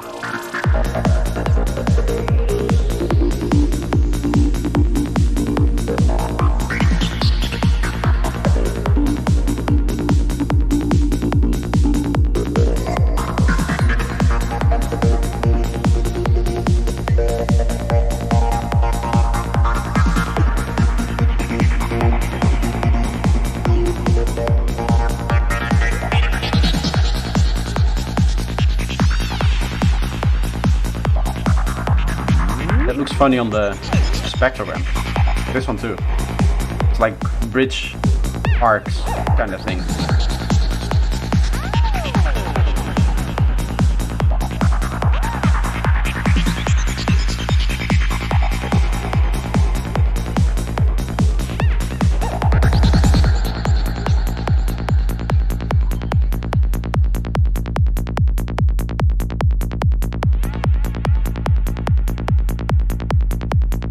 There is one of the samples again.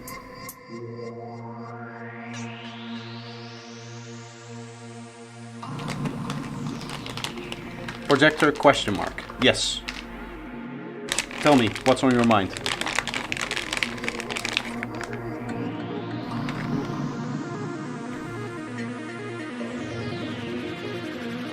Can I explain the analyzer in the middle?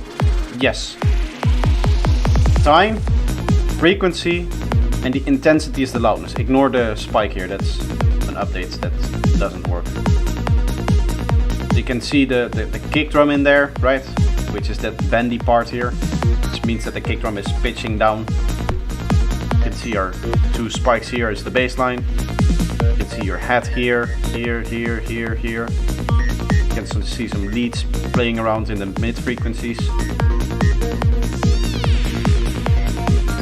That's how you should read the graph, like that.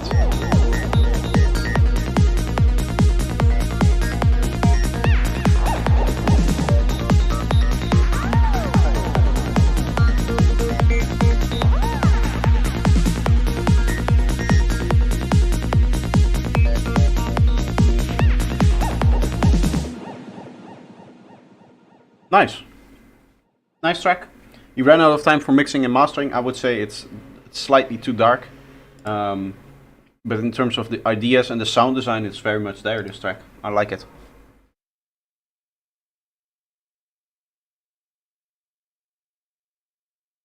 Last one, Magic Mushroom, Princess of the Dawn. Applause.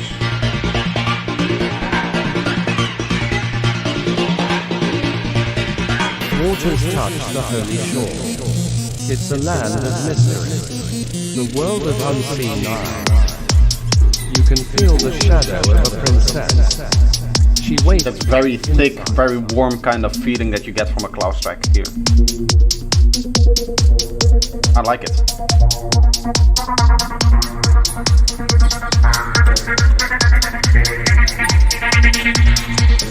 The guardians of God play the fawns beg for mercy. Hail the queen, princess of the dawn.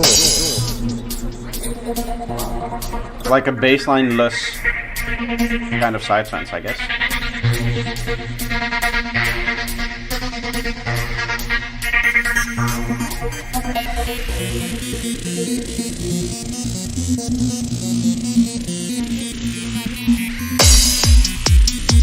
With the spirit of that lady in white.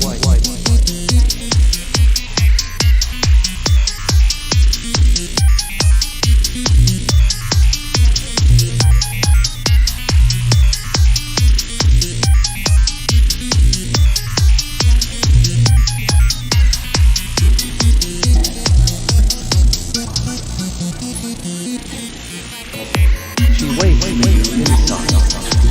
I'm expecting like every time that the drop has time to like hit for the baseline to come in, but it never does.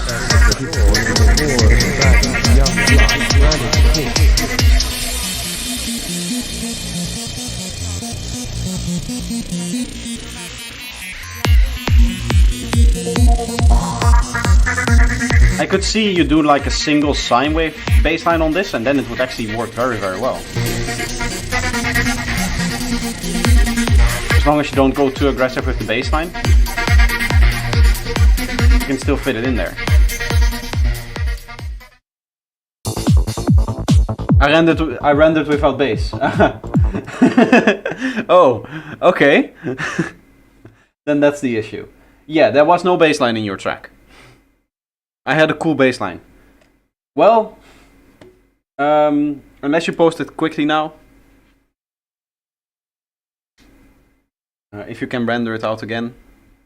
Otherwise, I'm gonna leave it for you for today, because it's been almost 4 hours. I don't want to spend a lot of time waiting for that. But if you quickly can render it out, then we'll have a listen to it. I think somebody asked for feedback. We'll do that in the minutes in between. We'll do some feedback. FG, I think, was the one that wanted some feedback. If you have a track to post. Unless you also need the time to post it, then it's going to be the same issue. What would be my favorite track of all of these? I really like what Mind B did, even though I said there were like a few issues with some parts being too overproduced, too filled up with different elements. I do think that he has a very solid idea. Dipicus, of course, I mean, he makes quality stuff. For a first time Psytrance producer, I also like Agent Orange one's track. But I don't like to rank like favorites, because it's so hard. I would say that from a technical aspect, Dipicus is probably like the best track, like how it's put together. But I also feel like he just has more experience. I don't know if that's necessarily true, but it does feel like he has been doing production like a lot longer, just like me. If I were to choose myself, I mean, I could choose myself because I think that my track technically was very well produced and overall sounded very nice. But that would be a little bit unfair. We have one more submission. Aha. Is this the one for feedback, or is this the one for the submission? I guess this is for feedback. Isn't it? Even though you posted it in submissions. Feedback. Comparing with projector is unfair. Okay, I won't do it then.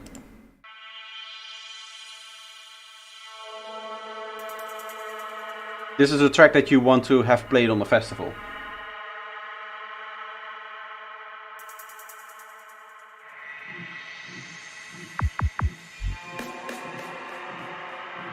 Going for something very dark here.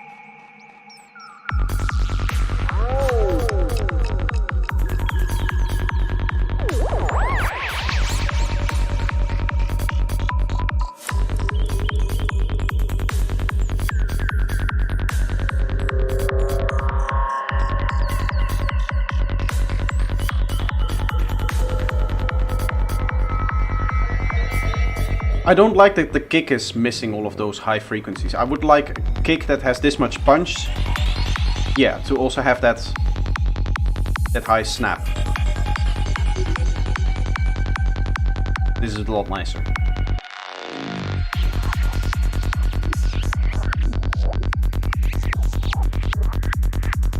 I don't think that this is mastered. Looking at the waveform here, minus 9 dB is the maximum. Although it does look very, very flat. So maybe he mastered it and then turned down the volume?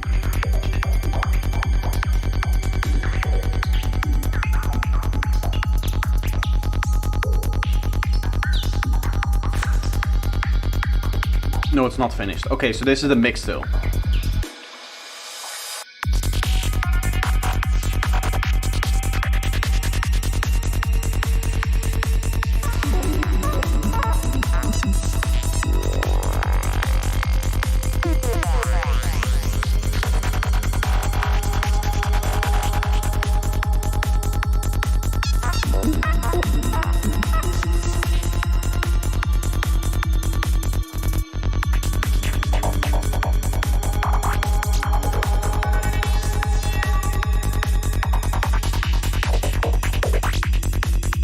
Well, I think overall, like technically, this track is well put together. I would say that it works. All of the sounds work together. I had a little bit of a critique on that kick in the very first part, not having the high frequencies. I was like, I would like to have a kick with those high frequencies, and then the kick became that. So I would just say, place the kick there with the high frequencies, so that it's just high frequencies everywhere. It doesn't make sense to have your kick in the first part of the drop be cut at like 4 kilohertz. Just have it high end, high energy all the time.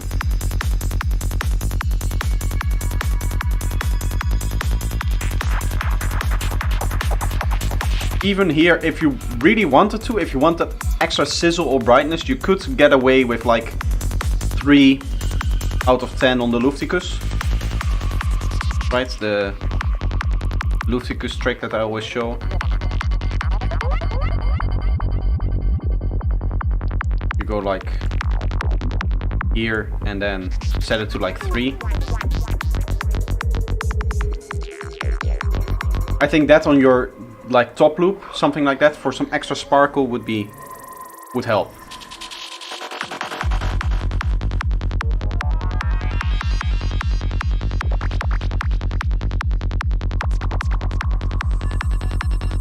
Some vocals at some point, maybe?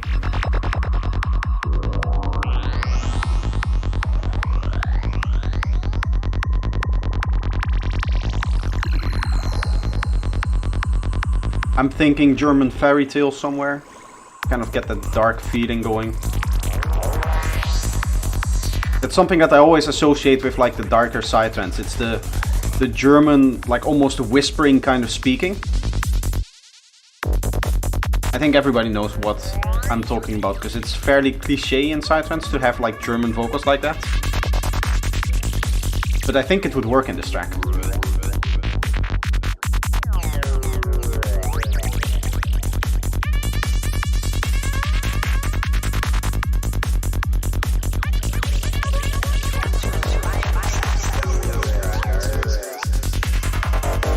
There's some vocals in there. If you want those, make them pop a little bit in the mix.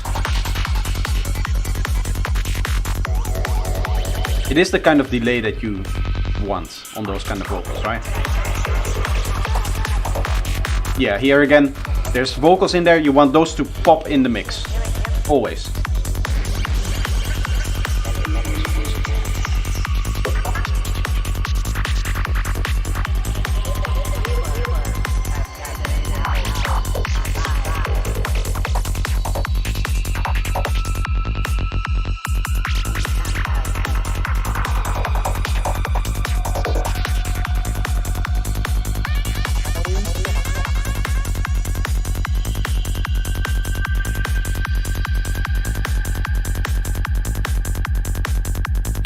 I was not a big fan of your snare. I'm gonna be honest. I think you should have your snare really only in the high end here, and just have your kick give that mid-range. No outro. Yeah, it just kind of stops. Hopefully Klaus has done rendering his new version and posting it. It doesn't seem like it yet.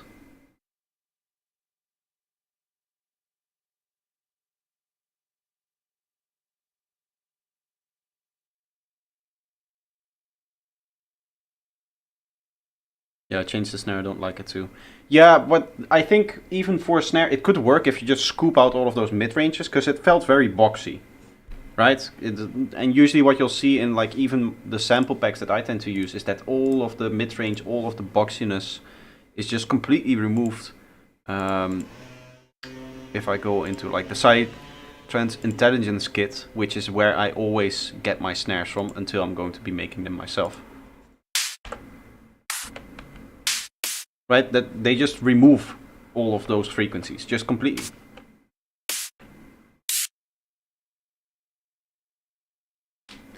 Can we hear mine? Yes, of course. I'll put up the analyzers.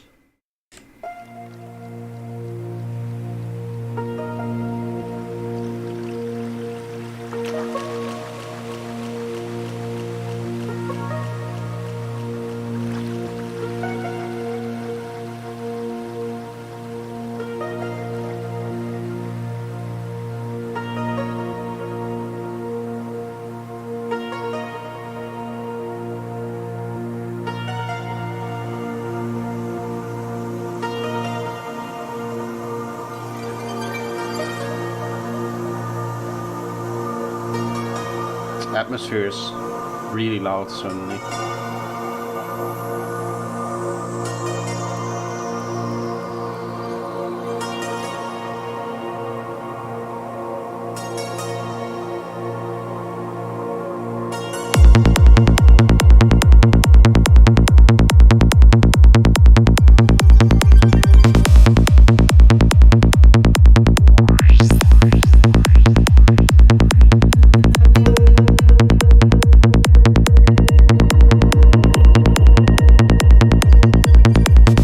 Takes too long to render?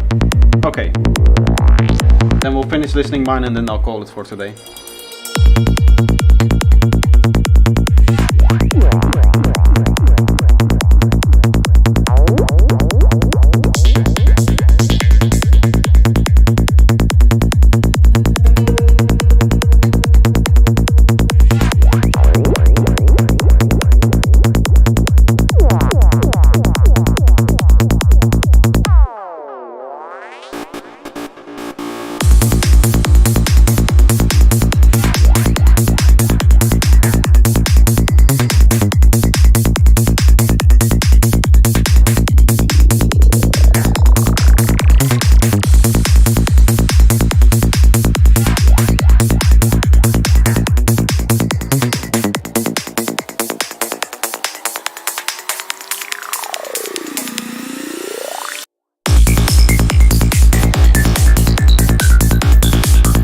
Actually didn't realize that is completely silent. But it is.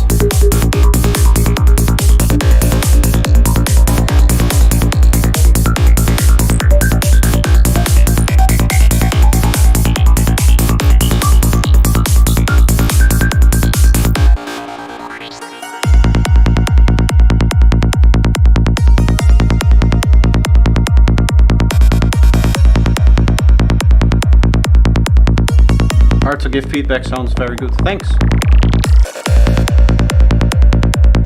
I want to see the signalers on a big screen at every trance party. I agree with you. I would like it to have 60 FPS at that point, because it's now like juk, juk, juk, juk, juk, doing that. That would mess up any kind of trip that I'm on.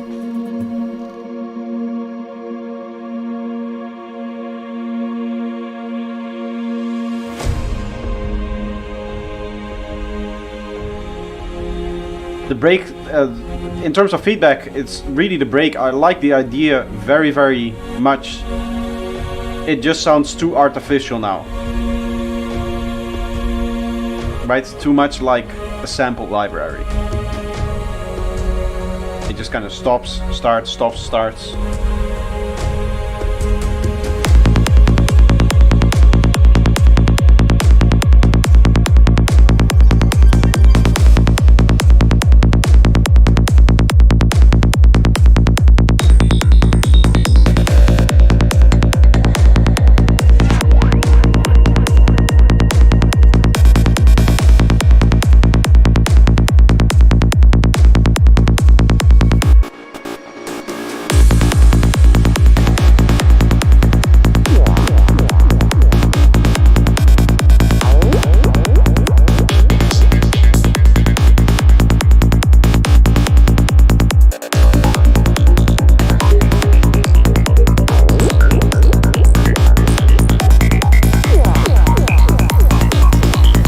Something in your track what you don't like?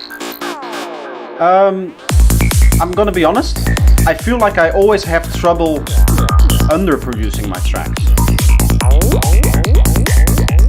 Like sometimes that, in this case here, it's a little bit hard to hear, but it feels like I always leave out one or two too many elements. I kind of have the opposite issue that a lot of other producers seem to have.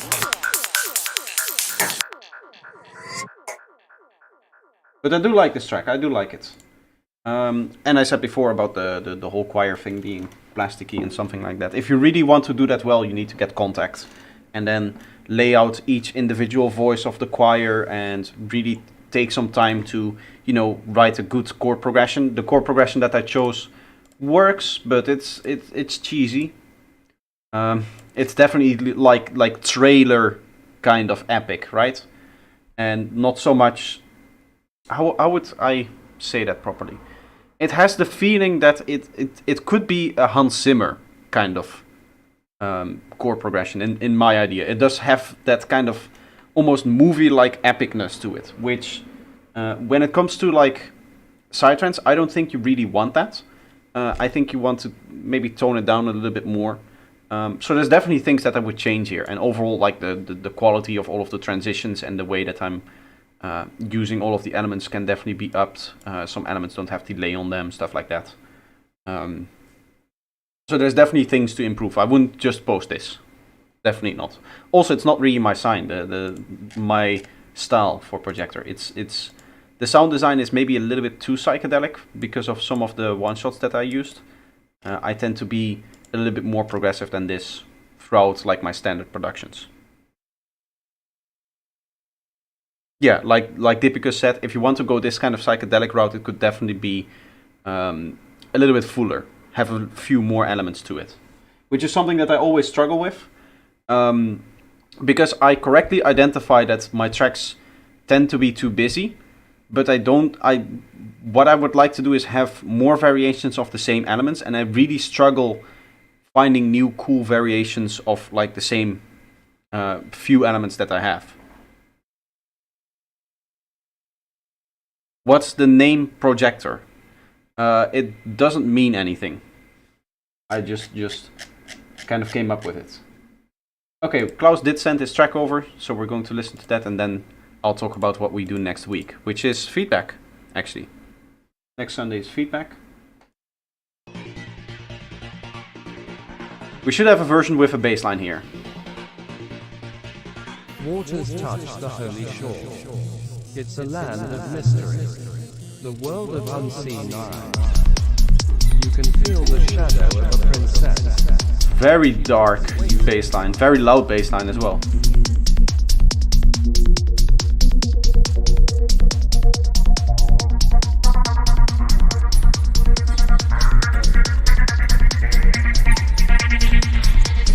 The guardians of God play the pawns beg for mercy.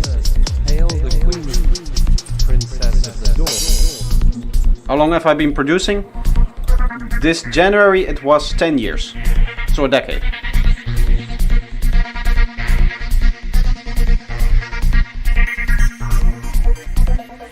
I think you just have too much sub on that bass, because it really doesn't need that. With the spirit of that lady in white.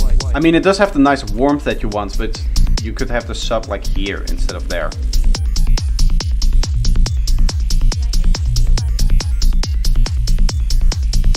I do like it though, it works well with the kick and the hi-hats that you have.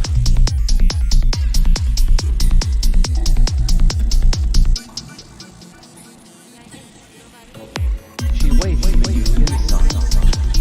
The guardians of God play the forms beg for mercy. Hail the queen, princess of the dawn in the war of the dragons, young blood, granite queen.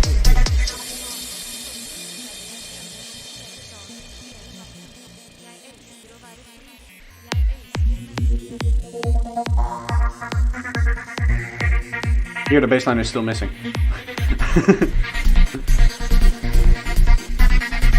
No, it's still a build up, I guess.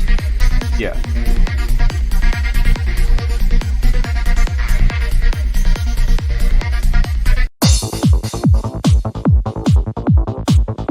It just plays a new track.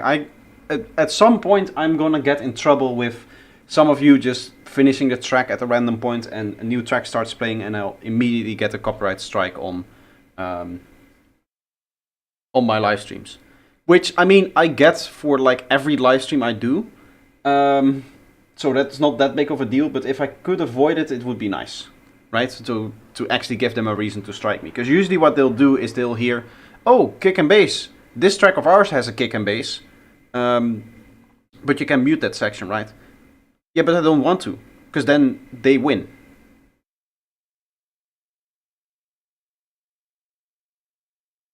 I just don't want to give them any reason to win over me in terms of copyright.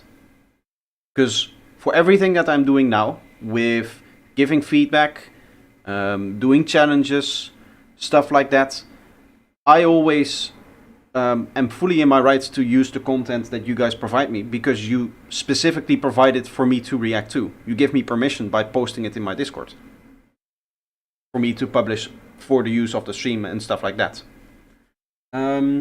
Is there an autoplay? I don't think I need to dig through the settings of SoundCloud then.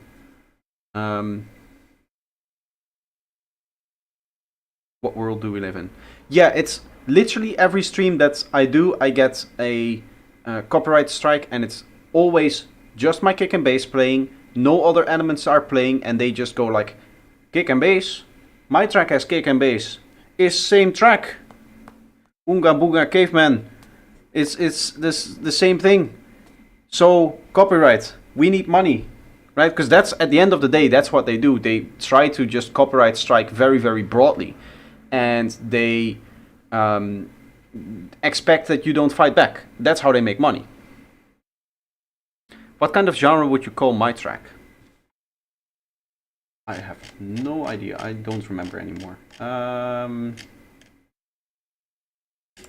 This.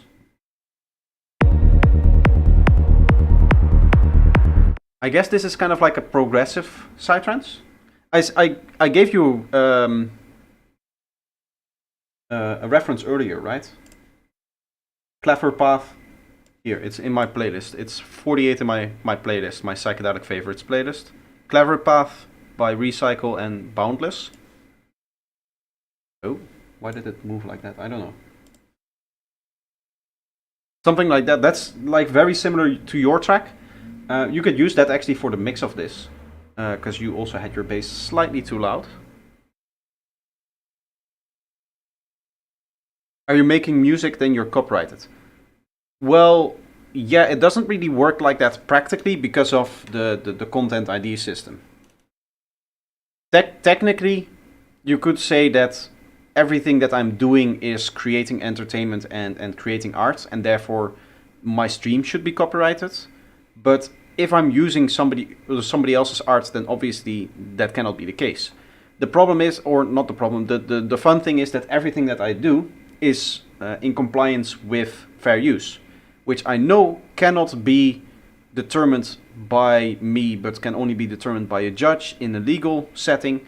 But YouTube bypasses that by implementing the DMCA law, which allows them to become a mediator on this kind of idea, and they just say, if you comply with fair use as like people are aware of, right? If you're not just ripping off a movie putting yourself in the corner and reacting to it. As long as you're not doing that, as long as you actually play by the fair use kind of mentality, then YouTube should mediate in your favor.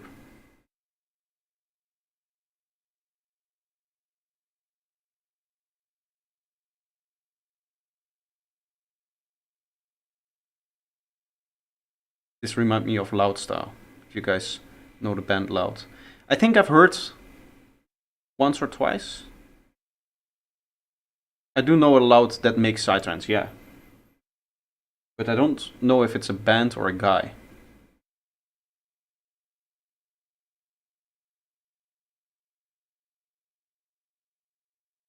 Either way, it's been 4 hours. I had a lot of fun hanging out with you guys. But I'm gonna be working on some more thumbnails. Speaking of which, I had the idea, if you go in here to my forum, you guys should sometimes look at the forum. There's cool things on here that I do. I had the idea of, so I'm making the backgrounds for the thumbnail right now, right? Which is going to go under all of the other stuff. But looking at this, some of these, just as a thumbnail on their own, without anything on top of it, could just work, in my opinion. Like this one is too gray, obviously. This one needs a little bit more saturation on there. But something like this, it's very, very simple. But it's almost intriguing because there's like no text, no arrows, no nothing. You get like curious.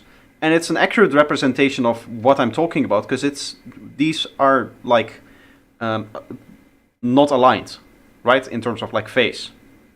Right, you can see this one is low here, this is low here, this is low there, and this is low there. And the whole point is that this is what is phase. Introduction to phase and phase distortion. So this would be a good thumbnail in my opinion because it accurately describes what's going on, but it also makes you curious. And I'm thinking of just scrapping the whole idea that I had before with V2, which is the banner around it, and then the text on here. If I just scrap all of that and I just go for like a curiosity factor like I'm doing in here, just using these backgrounds as the whole thumbnail, not adding anything to it, I think that would be nice. You can let me know what you think about this because there is a forum topic. If you guys want to help me with some of my YouTube stuff, then please go here. You can go in general forum and you will see all of the forum posts.